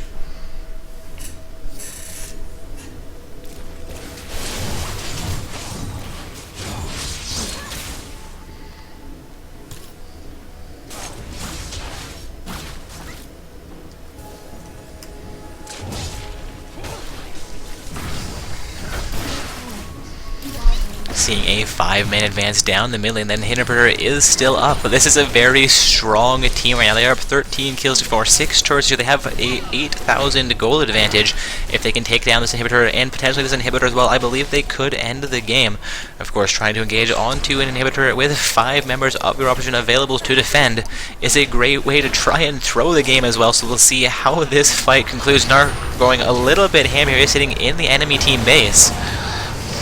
He's going to get a double shot with Gnar. Gnar still very healthy here. Going to go Mega Gnar as the rest of the team gets minion pressure onto that Inhibitor. We're going to see Lucian go down to Gnar. Gnar fairly low here. May go down in this fight. Gnar down about 300 HP. A little bit more damage coming out from the other. Gnar still alive though as Shen goes down to 100 HP. Shen getting healed up by the Soraka. Soraka also at about 400 HP. Poke not quite connecting onto Soraka from the Varus, but Shen will go down. Lucian, Syndra, and Shen have gone down. No members of Red Team 140 have been killed in this fight. The Inhibitor will go down as well as this Inhibitor. I believe they're going to try and continue their engagement here onto the Nexus turrets. They do have all 5 of their teammates. There are only 2 members of Sonics available to defend the Aurelia, and Soraka looking for a play here. First Nexus turret will go down. I believe this is going to be the second Nexus turret going down. Lucian is now available to contest. 3 seconds for the Syndra, 7 seconds for the Shen. Nexus down to a quarter HP. Nexus going down. That is the game in favor of Reddit Team 140. Congratulations, guys. Moving on into the finals matchup of this evening's tournament. Sonic still have one more game to play, where they're going to be facing off against Wesley Still Sucks in the bronze match. And with that, I do believe I already have an invite into our finals matchup this evening. There are 4 spectators who can't move down. There we go. Into spectator slot. Again, guys, this is going to be our finals matchup. It is Team Vicarious on the blue side, with Reddit Team 140 on the purple side. We actually started in round 1 with Lords of Cocker versus Reddit Team 140, where Reddit Team 140 emerged victorious from the purple side. They played against UIC again, emerging victorious from the purple side. Now we've seen them play against Psionics for their first time on the blue side, where they again emerged victorious, doing very, very well in that matchup. Their round 1 and round 2 games seemed a little bit closer. Now they're heading into the finals, where once again they'll be playing on the purple side this evening. Their 3rd game here. They should more or less be feeling at home. Looking at Vicarious, they've played 1 game on both sides. They're playing their 2nd game here onto the blue side. They did start out in round 2, so they've defeated Tamako Chan Kawai, as well as Wesley Still Sucks, to make their way into this finals matchup this evening. Looking for I'm coming for that booty to move himself up onto the purple team and get this finals matchup ready to go.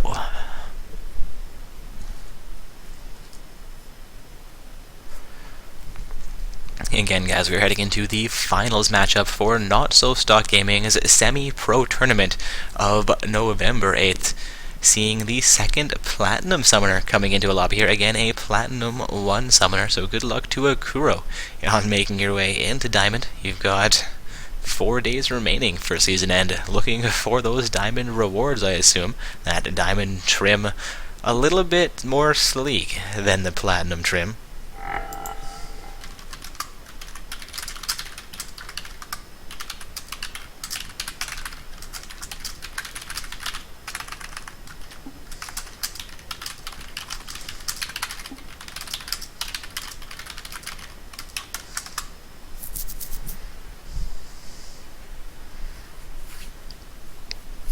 Again, guys, we are heading into the finals matchup this evening. I do apologize for my silence there. A little bit of banter with Dark Horse, saying that our names seem kind of similar indeed.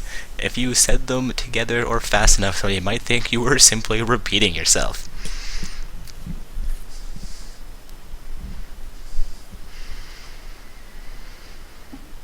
Remembering, guys, we're heading into the finals matchup here for a Not So Stock Gaming semi-pro tournament. I'm coming for that booty is now going to move up onto the purple side. They are ready to go, potentially, waiting for both teams to actually state they're ready. And then we should be into champion selection.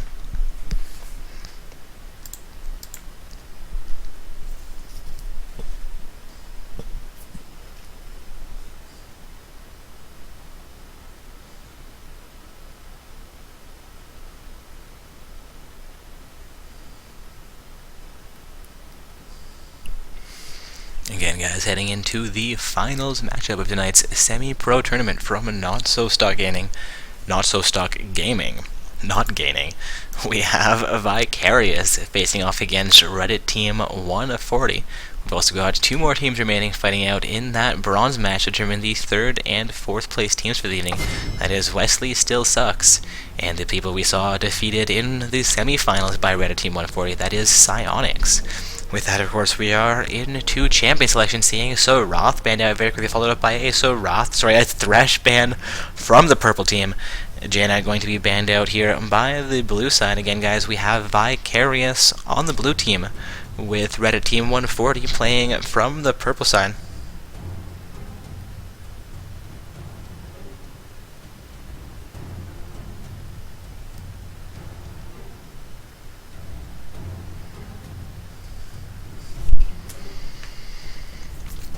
Again, we've seen Sorath, then Thresh, and now Janna banned out.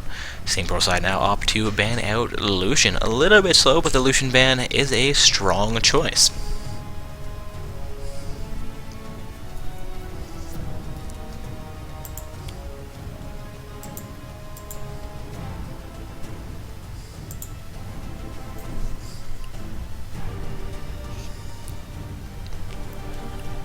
Seeing Ryze banned out by Vicarious. We saw Ryze played fairly well, I suppose, by solo Renekton only in round 2 of play, though I think it may have been his least strong champion in the 3 games we've seen from that top laner so far. Also a Corki ban coming out from Reddit Team 140. We're seeing 2 ADCs, as well as Thresh banned out by the blue side. Sorath, Ryze, and Janna banned out by the blue team. I apologize, it was the purple side with the double ADC and Thresh bans. Not quite sure if I said purple or blue there, but it was the purple side banning out Thresh, Lucian, and Corki. Blue side banning out Sorath, Janna, and Ryze, the top, mid, and support bans there. Again, we have Vicarious playing from the blue side, with Reddit Team 140 playing from the purple side.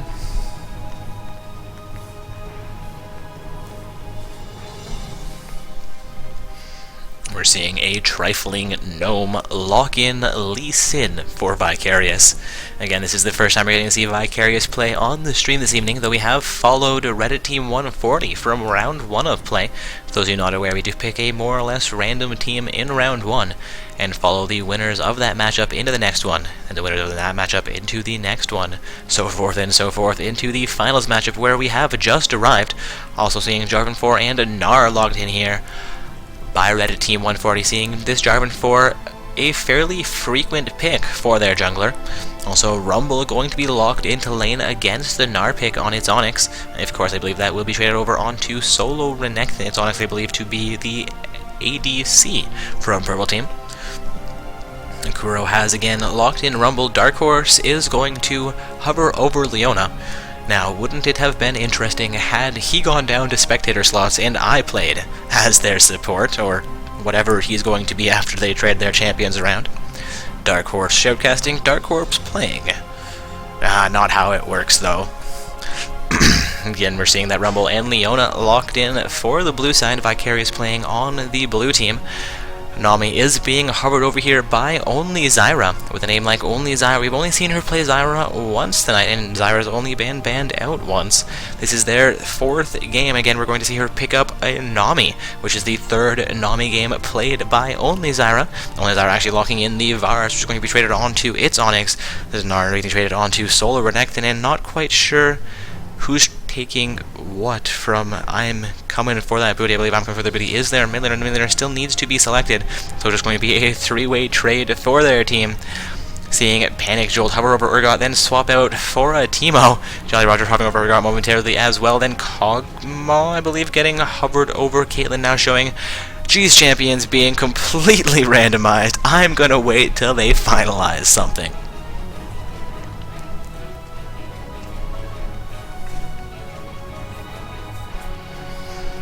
Jolly Roger seems a little bit more stable over that Zed pick, and Caitlyn is showing once again for Panic Jolt. The Zed will get locked in. I believe Caitlyn will get selected as well, though he is still hovering over it. Indeed, the Caitlyn will get locked in.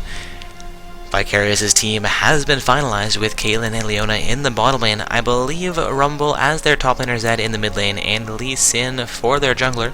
I'm coming for that booty, showing an Orianna pick once again. It's going to be the second Orianna game we get to see them play.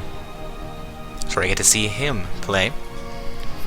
Also with that, the team composition for Reddit Team 140 has been finalized. We're going to have a Varus Nami bottom lane pair with Orianna in the mid lane, Gnar as their top laner, and J4 in the jungle.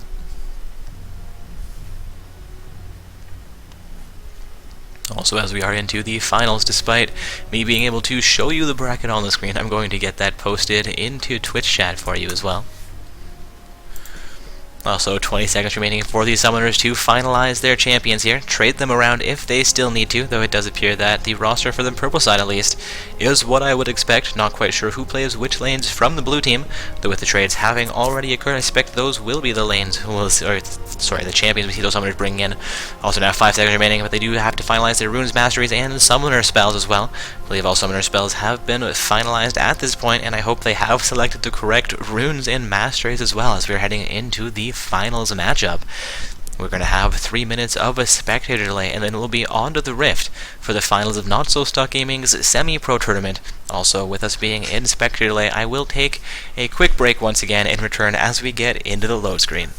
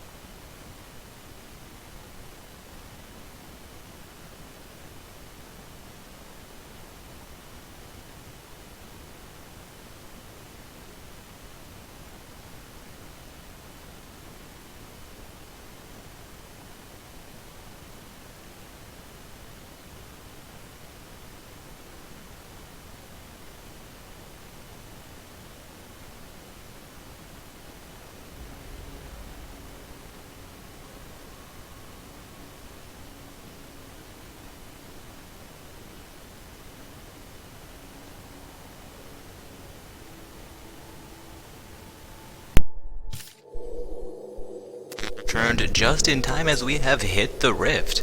Again, guys, we are heading into our finals matchup here for Nonstop Gaming's semi-pro tournament. We have Team Vicarious playing on the blue side, with Reddit Team 140 playing on the pro side. We've actually followed Reddit Team 140 from round 1, and I've been stumbling over their name all night, so for this matchup, to make sure that casting out as concise as I can keep it, going to be calling them Reddit Team for the remainder of the night. To Summoner's Rift.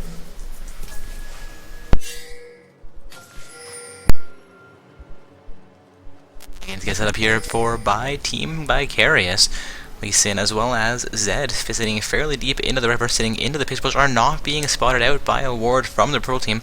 The Orianna does have a ward into the mid lane bush. 4 members of Vicarious now onto their side of the map. Varus appears to be in the Dragon Pit, currently looking for a ward into that Tribush or some poke onto the blue team. Gnar in the top lane sitting in his Tribush. There is a ward placed into the bush behind the red buff, looking for anybody to come into their jungle. Appears that Rumble is going to sit in the pixel bush by the Baron Pit, either able to head towards the mid lane or the top lane as need be. Also the ward placed into their blue buff bush. They are fairly safe against invade there as well. Minions have spawned. Appears that despite the early game shenanigans set up by the blue team, they're actually not going to affect any kind of invade for their team. Seeing Caitlyn, Leona, and Lee Sin sit around their red buff here, playing with their B buttons or whatever they have their recalls bound to currently. Jarvan, Varus, and Nami all around their blue buff. Both junglers starting out in the bottom half of the maps for this finals matchup.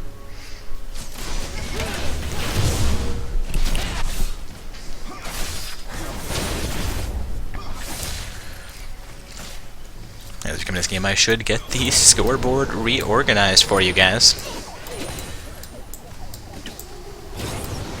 Alright, looking good. We have Rumble versus Gnar in the top lane, with Zed versus Orianna in the mid lanes.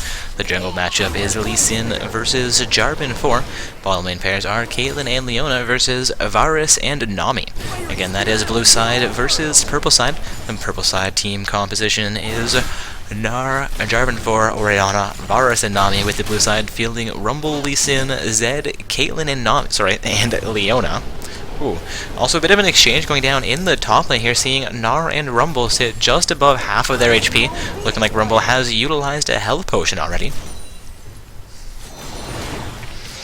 Taking a look at the farm numbers, though, despite Gnar and Rumble both taking a fair amount of pressure, Rumble has gotten a bit more farm than the Gnar. Rumble getting minions onto Gnar's turret, though I believe Gnar will be able to get a few more last hits in there under his turret. Seeing action in the purple side jungle as Lee Sin comes in for a counter jungle attempt here. Jarvan 4 going down to about 200 HP. Lee Sin still full health. Gnar is going to be responding to this, and Jarvan 4 is going to come back in against Lee Sin, taking a bit more punishment, down to about 100 HP, going to lance away. Golems have been initiated on, and Gnar is going to continue the engagement against Lee Sin, but Rumble will also come into this fight. Lee Sin doing a fair amount of damage against the Gnar. Gnar down to 100 HP, Gnar down to about 50 HP. Poking in from the Rumble, not able to connect with the Gnar as he flashes away to safety. A great play for the blue team, going to get them a decent amount of pressure into the top lane. The Rumble going to walk out, not the safe route, take 2 turrets when he did not need to.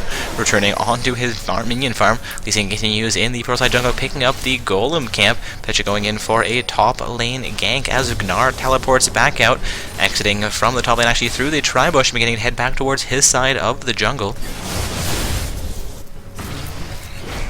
Gonna get it back into the bottom lane as Varus lands a poke onto Caitlyn. Looked like he was trying to throw that into Leona, but swapped it around the last second, and Caitlyn was not able to juke away. Caitlyn sitting at about 400 HP here is not very healthy in the bottom lane at this time. She is, however, out farming Varus by about 5. I believe this will be Lee Sin's first recall from his jungle as he finishes off the wolf camp. Looking like Zed is having a little bit of trouble against Orianna as well. He has taken a fair amount of pressure as far as his health is concerned, and she has a 2 farm advantage over him. Those other farmers are fairly close. Seems like Orianna may have control over that lane, but looking at things, Orianna is starting to get low on mana, while Zed does not rely on mana.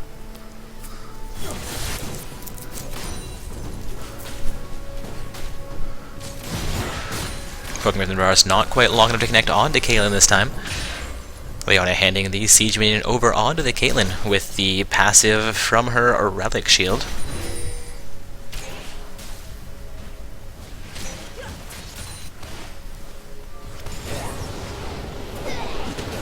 Bit more action in the top lane as Gnar tries to get pressure against Rumble. Rumble trying to get pressure against Gnar as well. Gnar going to bring Mega Gnar out here. Rumble down to about half HP. An explosion face melter will be screamed, but not going to be enough to keep Rumble from going down here. Tries to get a little bit more damage onto the Gnar, but Gnar will pick up first blood in the top lane.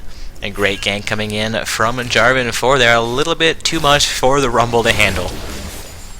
First kill will occur at the 5-minute 30-second mark into this game. Bit of poke coming out from Varus onto Caitlyn once again.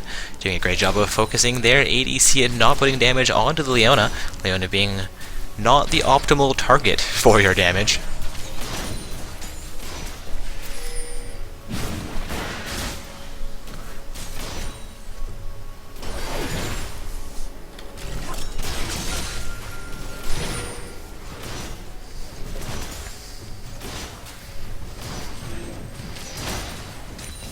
Caitlyn and Varus both looking for the right position for a little bit more harassment onto their opponents while they go for as many last hits as they possibly can as well.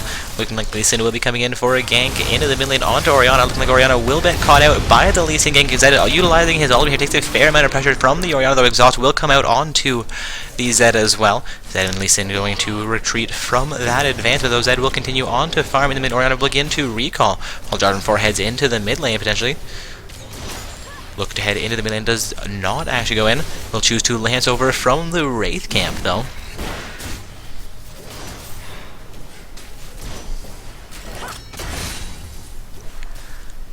Again guys, this is the finals matchup between Vicarious on the blue side and Reddit team on the purple side. Seeing Reddit team with 1 kill, the only kill in this game at the time. And they have roughly a 100 gold advantage, meaning that blue side has been doing a great job of maintaining their farm scores.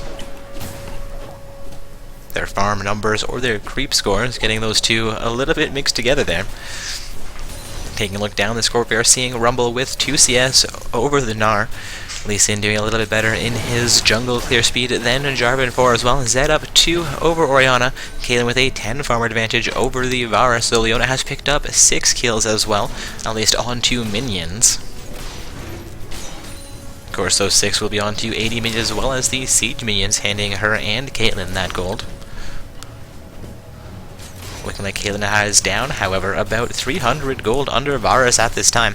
Again, Varus being out-farmed by Caitlyn. No kills or assists onto either of those teams. I'm not quite sure how Varus has a gold advantage right now.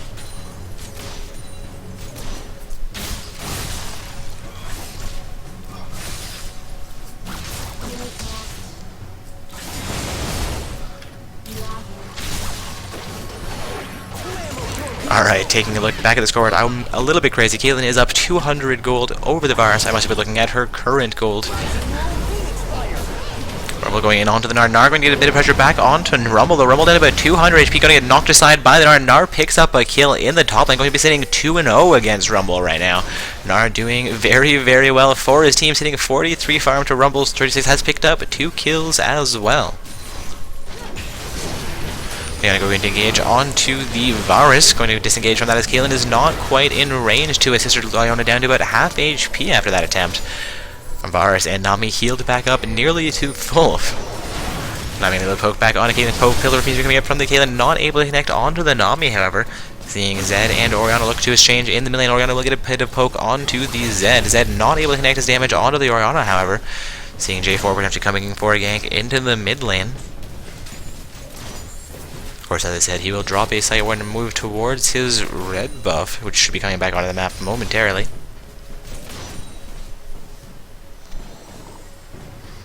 Looks like Orianna will choose to farm out on the Wraith camp, while Zed pushes minions back towards her turret. Again, we currently have a 2-for-0 kill score in favor of Reddit team. Both those kills going over onto Gnar in the top lane. They have roughly a 500 gold advantage over Vicarious on the blue side. As we approach the 10-minute mark in this game, there has not been a whole lot of action. There is fairly even farm numbers. Caitlyn with a 10 farm advantage over the Varus is actually the highest divergence between these two teams. Though Gnar has picked up those 2 kills onto Rumble. Rumble having 2 deaths at this time. We may actually see Rumble go down once again as Gnar continues the advances onto. It's going to be action in the mid lane, or the river around the mid lane. Jarvan getting down extremely low here will go down to the Zed. Zed picking up his first kill of the game. He has down about 150 HP as Gnar makes his way towards the mid lane. Coming up from the Lee Sin will not connect. Gnar now a little bit more mobile. Zed going to use his ultimate here. Will come back in against the Gnar, but chooses to exit the lane as he is still down at about 100 HP. Lee Sin going to use his Q and to follow it up onto the Gnar. Rumble coming into the mid lane as well here, while Lee Sin gets fairly low. Going to see Gnar get fairly low as well. Gnar going down for the first time here. Orianna down to about 100 HP as Rumble continues the engagement. Rumble picks up a double kill, evening out his kill score with the Gnar and ending Gnar's life while he does it. Rumors of blue side now sieging down onto this mid lane. Outer turret will be forced off as their minion wave gets cleared. They did get about half of its HP down though. That's going to be a fairly successful and quick siege by the blue team.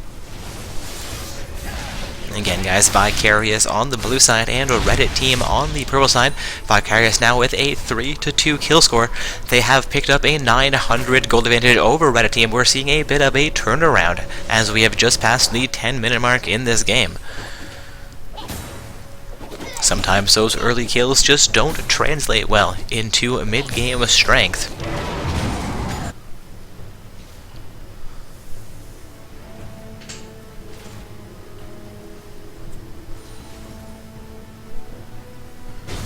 Zed waiting things out in the mid lane as Orianna takes farm off of her turret.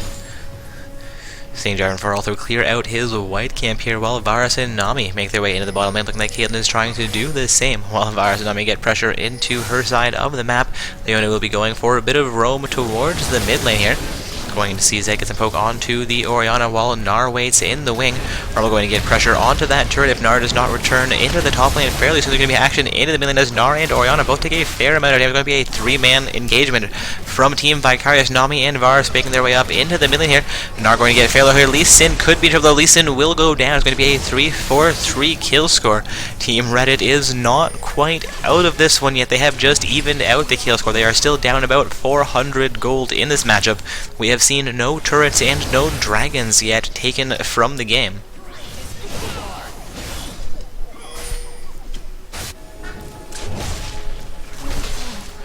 Jarvan going to utilize a sweeper to clear out a blue side sight ward. Looking like the Leona, Rumble, and Zed pair are going to attempt to contest the blue buff, but will not quite get the last hit onto it as Zed throws poke over the wall. Now 4 members of Vicarious setting up for Dragonwood. It will be contested. There are 5 members of Reddit team in range. Lee Sin coming in a little bit late to this fight. Rumble taking a huge amount of damage. His ultimate will be utilized. Looking like Rumble will go down in this fight. Nami actually picking up the kill on that. Gnar getting fairly low. The ultimate will come out from the Giant Force. Zed getting very low as well. Kill for Caitlyn on to Gnar. Going to be a 2-for-1 trade as the Gnar does go down though. Leona getting fairly low. Lee Sin continuing the damage onto the Orianna. Orianna ended about 50 HP. Lee Sin at 200 HP. Lee Sin will go down, but Varus also goes down as Caitlyn comes back in for that. Nami also picking up a kill onto Lee Sin. Got a double kill in that fight, though it's not an official double kill due to the time gap between those kills occurring. Going to be a 2-for-3 trade in favor of Vicarious in that fight. Actually may have been a 3-for-3 trade, I apologize. One of those summoners having respawned while I was looking at the scoreboard. We are now seeing a 6-for-6 kill score, 18.8k gold for both teams as well. Though Reddit team ticks up to 18.9k a half second before Vicarious does the same. Seeing a very, very even game at this point. We are now almost 15 minutes game. We are approaching the mid game. Both teams are looking for their first turret or their first dragon here.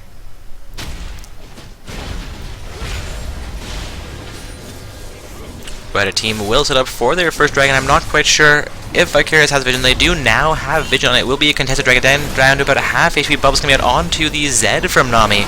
Going to see Leona engage onto the Gnar. Her dragon will not be finished off. It's going to be a 5-versus-4 fight in favor of Reddit team. Though Caitlyn coming in a little bit late here, making it a 5-versus-5 fight. Volley Roger on the Rumble will go down to Orianna, though J4 will go down as well. Zed as well as Lee Sin getting taken off of the map. We're going to see Orianna go down as well, but after she picks up the triple kill though. Caitlyn has been shut. Oh, Caitlyn picks up a shutdown, actually. Thought she had been shut down. Goes in 3 versus 1. Picks up a kill onto the Varus, but is not going to finish things off against the Nami pairing. Going to be a 4 for 3 trade, this time in favor of Reddit team. It does, however, stop them from picking up the dragon that was being set up for.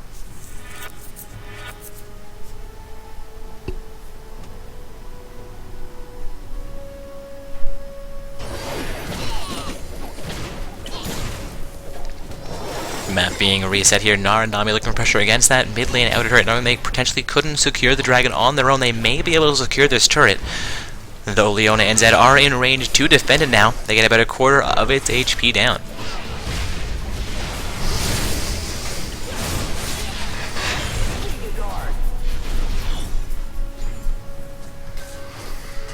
Seeing Nami begin to recall as she makes her way back onto her side of the map in the mid lane. Rumble looking for pressure into that mid lane as well. Zed looking to assist. There's going to be 3, no, make that 4 defenders from the side. Only 3 attackers from the blue team. They're looking to make her way into the mid lane. Caitlyn is going to try and split push down into the bottom lane. Varus not quite sure if he should return in the mid or head to the bottom and defend that turret against the Caitlyn. He will make his way into the bottom lane. Blue side ping coming out towards the entrance to the purple side jungle by the blue camp. Nami again looking to recall from the mid lane. Orianna and Zed still going to continue duking things out in that mid lane. Both of their outer turrets still on the map at this 60-minute mark. All turrets still on the map at the 16.5-minute mark. We are seeing a 9-10 kill score in favor of a Reddit team. Team Vicarious down only 1 kill, are down about 500 gold in this matchup. Leona and Lisa are making their way towards the bottom, and Kayla coming up from behind that turret. Thought they may have been trying for a dragon play, but Varus will make his way back on his side of the map. He may have been aware they were coming in one reason or another, not seeing any vision wards or sight wards in the bottom half of the map, and they're going to see Rumble take it down, and by Gnar. Once again, Gnar sitting now at 5-2-5, has been involved in all but 1 kill for his team. That is over a 90% kill potential for this Gnar. Doing very, very well for his team. Going to see a teleport coming in from the Gnar into the pixel bush around the dragon pit. They're going to engage on to dragon. The Gnar is down just below half HP. There's going to be 4 members of Vicarious. Make that 5. No, 4 members of Vicarious. Rumble not on the map currently, coming to defend this, but the purple side will pick up their first successful dragon of the game at the 17.5-minute mark, despite it being contested.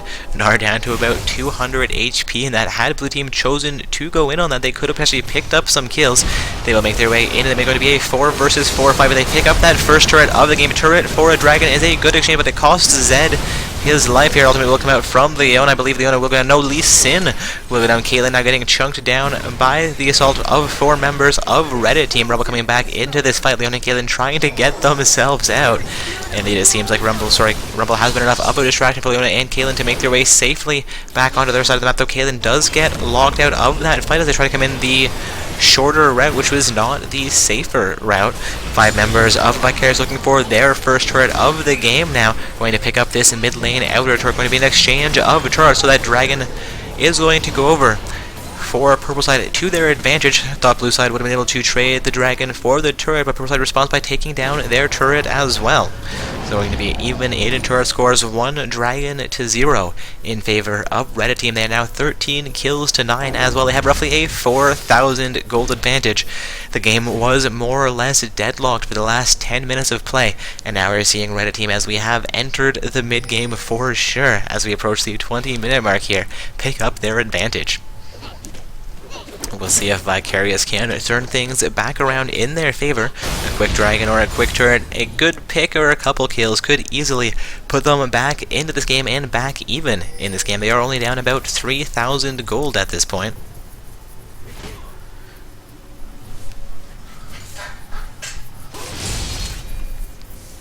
Jarvan 4 going to Lance to safety there. Almost got kind of in a 3 versus 1 situation, but the EQ combo was enough to save him. Gnar engaging onto Rumble here. Rumble going to go down to about half HP. Gnar not taking a huge amount of hurt. I do not believe Rumble is going to be able to get at this. So his turret is still alive and on the map. He will flash away after Gnar flashes to pursue him. The Bullet Toss again connecting onto Rumble. That Rumble's turret not very healthy right now. Purple side could be looking for their second turret of the game in the top lane as Rumble tries to recall from under it. Blue side, of course, looking for their second turret of the game in the bottom lane right now as well. Going to be a 4 4-man siege onto that bottom lane outer turret, though it is going to be a 4-man defense as well from the pro team. Gnar successful in taking down his top lane outer turret, this bottom lane outer turret down to about a quarter of its HP. We'll see with the next wave if they can be successful finishing it off. Again, it's a 4 versus 4 fight in the bottom, and the turret does not have very much health remaining on it. Caitlyn gets 2, 3, 4 auto attacks, and the turret will go down to the 5th, but they do not get that 5th attack onto it. Ultimate will come out from the Dragon Force, but quickly gets cancelled. Also comes out from Nami as well. This fight will continue. Also coming out from the Rumble. Rumble taking turret is here, going to get himself killed. No, Rumble getting out of this with about 50 HP remaining. Zed in the same situation. Caitlyn very low here, but Lee Sin will shield her from damage, and everybody stops moving. I believe spectator mode may have just crapped itself. The game will continue, though. Everybody is still alive, aside from Jarvan 4, who has somehow been killed. Zed, Lee Sin, and Caitlyn all remaining on the map, despite being extremely low. Gnar begins to proxy farm in the top lane, looking for that top lane inner turret to punish Vicarious for not responding to him, sending Rumble into the bottom lane. However, they're already going to be punished by this bottom lane outer turret being taken. Now a 3-4-1 turret score in favor of Reddit team. Now a 4-for-1 turret score, a 13-for-10 kill score as well. Vicarious has been doing very, very well in this match. We're now seeing them down about 7,000 gold as Reddit team exerts objective control.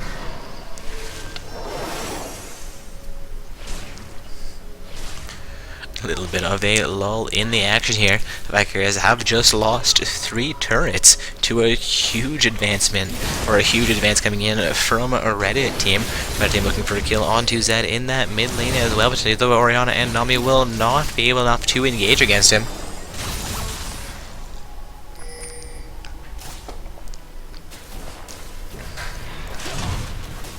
Jarvan 4 assisting Varus in picking up a red buff for their team.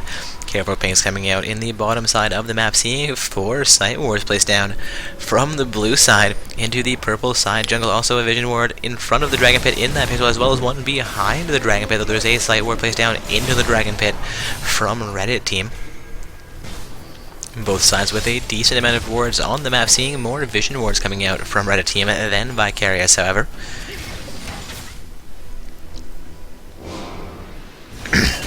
Ace in the hole coming through at the bars, but Gnar will manage to block. There's going to be a vision ward placed down in front of the dragon pit. Sight wards coming out from Vicarious, but the vision ward is still active and able to spot, I guess not spot, that last sight ward inside the dragon pit. Gnar going to continue engagement onto the blue side here. Going to take a bit of punishment for a shield coming out from the Orianna though. Zed getting chunked down very quickly, and Varus lands a nice poke, and then the sight ward will go down, so it could be spotted out by that vision ward. They just opted not to engage on it. At that point, a vision ward now being cleared. They drop a sight ward into the bush. Gnar going to get a little bit more punishment here, but he lands a boulder toss onto Rumble. Rumble uses Sweeper to clear out the sight ward placed behind the dragon pit into the bush behind blue pit. Gnar engaged on the Keelan, but is going to be punished for this. Varus looking to try and save the Gnar, but Lee Sin finishes things off. The ultimate coming out from Leona onto Varus as well. Not quite enough to catch him. The ultimate coming out from Nami, but Lee Sin jukes away onto the Caitlyn. Nami's ult connecting onto no members of Vicarious. Vicarious now down only 2 kills. They are still down by 4 turrets with roughly a 6,000 gold division. Dragon back on the map into 2 seconds.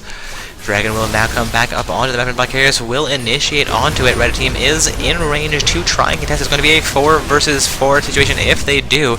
Dragon has gone down. Lee Sin almost got cut out by an EQ coming from the Jarvan 4, but Jarvan 4 opts not to actually go in onto it after dropping the stanchion.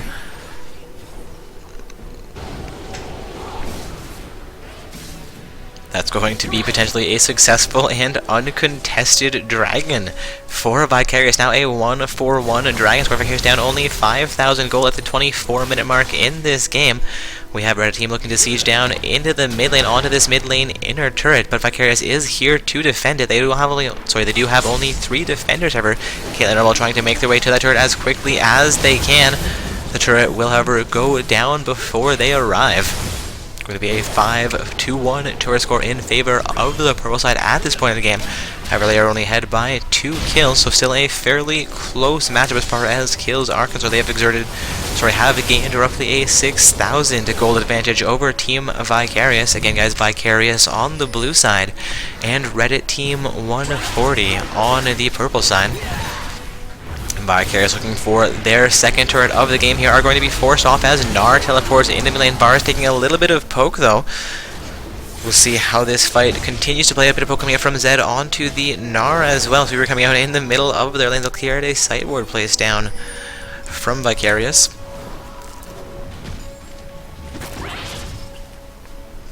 Gnar now by himself. Zed will choose to engage on Leona coming up from behind. Ignite has gone on to the Gnar. Gnar gets a bit of poke onto Leona. It all comes up from Leona, but Gnar flashes to safety.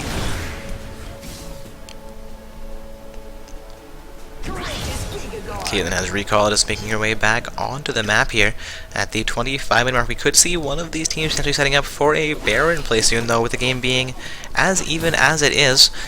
I believe, well, as even and, you know, Red team having the advantage here. I believe that blue side will be looking for vision control around the Baron, waiting either to pick up an advantage here in the game to pick up the Baron, or waiting for Red team to set up for that Baron and potentially set up with all of their team members alive and be able to throw it into their favor. Of course, we see the most throws happening around that Baron pit when teams go for Baron plays at inopportune times. Speaking of Baron plays, Gnar heading back in the top lane. Nami and Jarvan forward exerting control of the Baron pit. They do have one sight ward directly into it, as well as two sight wards placed onto the blue side of the map into bushes in their jungle. Placing any ward placed directly in front of the Baron pit will spot them out. Sorry, will spot Reddit team out should they choose to try and engage onto Baron anytime soon. Of course, at the 26-minute mark, with the game only being a 5,000 gold difference, is still fairly early for Baron to try and be set up for without at least a pick, and if not an ace for one team.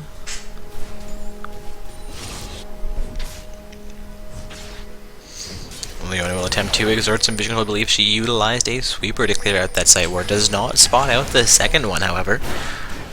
Red team looking to exert pressure into the mid lane. Gnar and whoever else is with him a little bit behind the rest of the team. It is Gnar and Jarvan 4 coming in, going to make their way into the blue side jungle here. It's going to be a 5-man advance from Red team. Zed getting a little poke onto the Orianna, but Orianna is healed back up quickly as she pops her shield on herself, and Nami comes in range for a heal.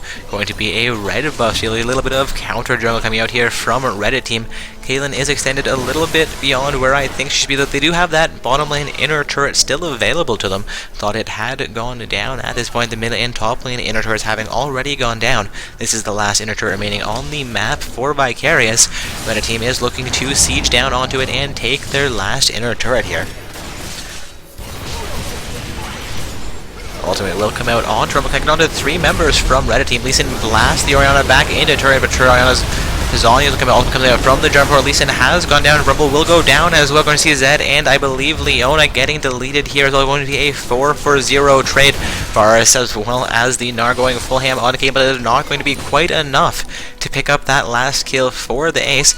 Going to definitely get themselves this inner turret though as minions come back onto it. Ice and Hill coming through onto the Orianna, but gets blocked out by the Jarvan 4. Inner turret will go down. Caitlyn is still available, heading back into their pool in order to get herself healthy. Red team may be able to take down this inhibitor turret. Indeed, the inhibitor turret is getting chunked down and very quickly. They may be able to take down the inhibitor as well. Leona and Lee Sin are back onto the map. 4 seconds for Rumble and the Zed. Kayla coming back in, getting a fair amount of damage onto the Orianna, but Orianna looking like she may get that with her life. Lee Sin comes back in, gets some damage onto the Gnar. Kayla manages to finish off damage onto the Varus. Varus will go down this fight. This could be an overstay for Reddit team. Vicarious looking for as many kills as they possibly can, potentially going for a Baron or an inner turret of their own here. Gnar will go down. Jarvan 4 begins to recall from the blue side jungle. Not a safe place for him to recall from at this point. We're going to see him cancel that recall as Lee Sin chooses to try and continue the engagement, waiting for a Q to come out from the Lee Sin onto the Jarvan 4. He will manage the Q. More damage coming out from the Lee Sin, but Jarvan 4 EQ combos away. Nami and Jarvan 4 both begin to recall as Lee Sin falls off the advantage. Blue side is now pinging out a Baron play. 4 seconds for Varus, come back up 20 seconds for Gnar. They could be able to take Baron down at this point.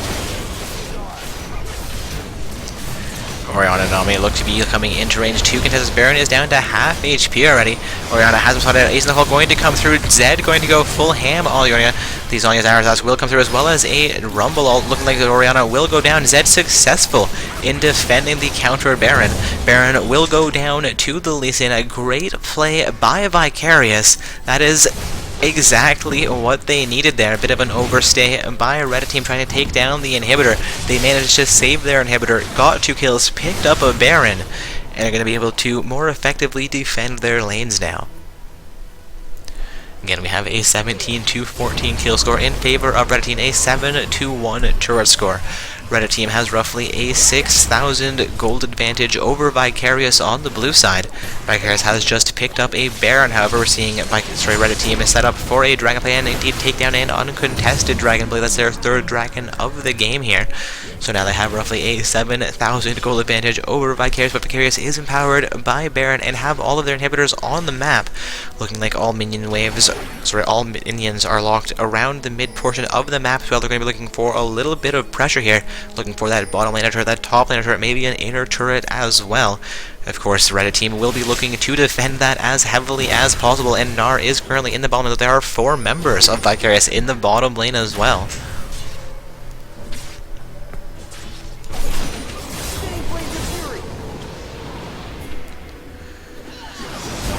Bottom lane turret will go down very quickly as it had only 1 auto attack of HP remaining on it. Gnar could get caught out here by the Leona, but there are going to be 4 members of Red Team now into the bottom lane as the advancement from Vicarious continues here. They're looking for that bottom lane turret, but Gnar is going to come into Vicarious full ham, chooses to think better of it, waiting for the rest of his team to catch up.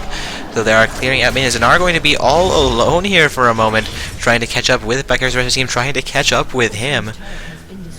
That's going to be the top and bottom lane outer turrets going down. Vicarious successful sieging down the bottom lane outer turret. Has had almost no HP remaining on it. Forced 5 members of the pro team into their bottom lane and let minions take down that top lane outer turret. So a great play by Vicarious. And now down 7 turrets to 3. So down only 4 turrets at this time. They're down to only 3 kills as well. Down about 7,000 gold still. Sieging down into the bottom lane at this point might not be the greatest choice for them. If they can swap out into a different lane, quickly take a turret and get themselves back to safety, it would be a great play for them. Not quite sure how long of Baron they have remaining at this point. Rumble could actually get caught out here by the Jar4 and Gnar. Rumble ended up half she chooses to re-engage against Gnar. He is definitely going down here. There are 4 attackers from Team Reddit. Making that a 5th as Nami comes in trying to pick up the assist by getting a heal onto one of the other summoners in that matchup. Team Reddit now has a 5 versus 4 advantage for the next 30 seconds. Are looking to siege into the bottom lane. They've pinged out that bottom lane inhibitor. They are going to look to pick this up as efficiently as they possibly can. Zed going to engage against Gnar, but the shit comes out from the Orianna, keeping him fairly healthy through that exchange.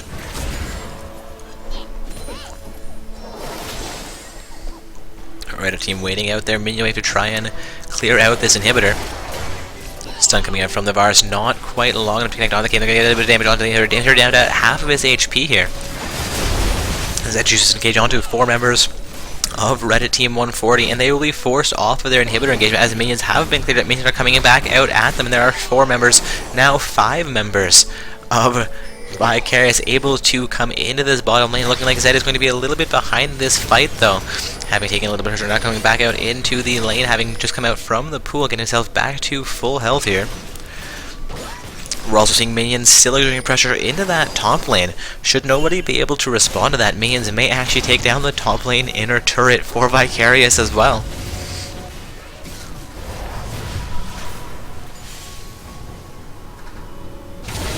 Seeing Reddit Team 140 affect their recalls from the bottom lane, it appears that Jar4 is heading out towards the mid lane, though minions have pushed the blue side minions back off of that inner turret. Another wave is quickly coming to assist them. Seeing Vicarious siege down towards mid, they make their way into the upper half of the jungle, looking for a pick here or looking to roam towards the top lane where they do have minion pressure. Nami could indeed will get caught here, instantly deleted from the map. They're looking to continue that fight. However, Rumble takes a huge amount of damage. Orianna's ultimate will come out. Caitlyn down, but actually Gnar looking to go full ham here, getting some damage onto Leona as well as Lee Sin. Caitlyn is out of this fight for the most part. Rumble looking to re-engage onto Varus, who is chasing down the Caitlyn. Zhonya's will come out from the Rumble, not quite enough to keep him alive through that though. Varus almost went down there, but Rumble not quite enough damage as well. Leona and Rumble have gone down for the team. Nami has gone down from the purples. I'm seeing a 2-for-1 exchange here. Caitlyn also very low here, being forced to recall here. Zed will pick up a kill onto Orianna here, but it will cost him his life, going to be a 3-for-2 exchange. Purple side ping coming out towards that bottom lane inhibitor. Lee Sin making his way back into the mid lane where Purple side tries to siege down towards this mid lane inhibitor. No, they will make a rotation towards the bottom lane. Looking for a play against that bottom lane inhibitor. Varus, Gnar, and Jarvan 4 would have enough damage to do it, but Gnar will fall off towards where the blue side minions are looking to get minion pressure into that inhibitor, while Lee Sin, Caitlyn, and Leona make their way out past the inhibitor, looking to defend this as effectively as they possibly can. More great plays coming out from both teams here. We're seeing Vicarious down about 7,000 gold here, so they are managing to maintain their deficiency, not let Reddit grow it by getting more and more advantages. They have closed it a couple of times and lost it a little bit more, but they've not gone down below a 7,000 or 8,000 gold deficiency that we're now seeing. Unfortunately, they have let that grow a little bit more, but Baron will be back up onto the map in roughly a minute. Dragon back up in 45 seconds. If they can pick up another Baron for themselves, they may be able to turn things around even further. Raider team, of course, doing very, very well despite blue side having the Baron buff. They allowed them only to take 2 turrets from them, both of those being outer turrets. Still a 7-2-3 turret score, 21-16 kill score, both of those in favor of Reddit team. They have roughly a 7,000 gold advantage over Team Vicarious on the blue side. Again, guys, Vicarious on the blue side and Reddit team 140 on the purple side.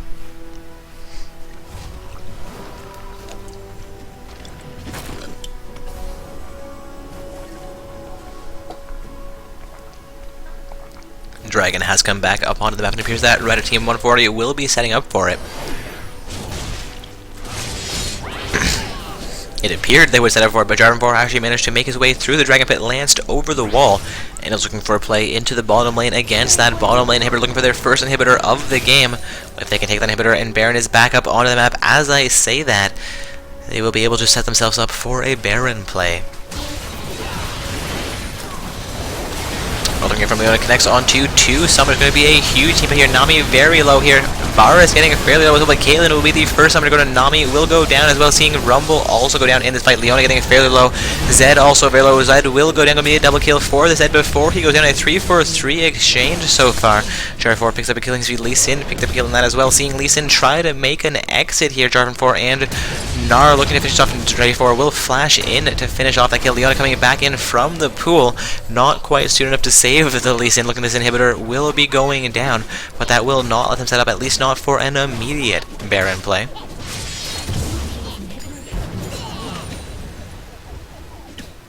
Of course, with 2 minions spawning into the bottom lane, blue side will be forced into their bottom lane, which means while that inhibitor is down, it will be a great opportunity for purple team to set up for Baron, though not immediately after taking it, as they need to rotate for their team members to respawn here. Jarvan 4 and Gnar will engage onto Dragon, looking to secure their gold lead as much as they can. I believe with Dragon they will have a 10,000 gold advantage over Vicarious as we approach the 40-minute mark in this game. And the Dragon giving them a 10,200 gold lead.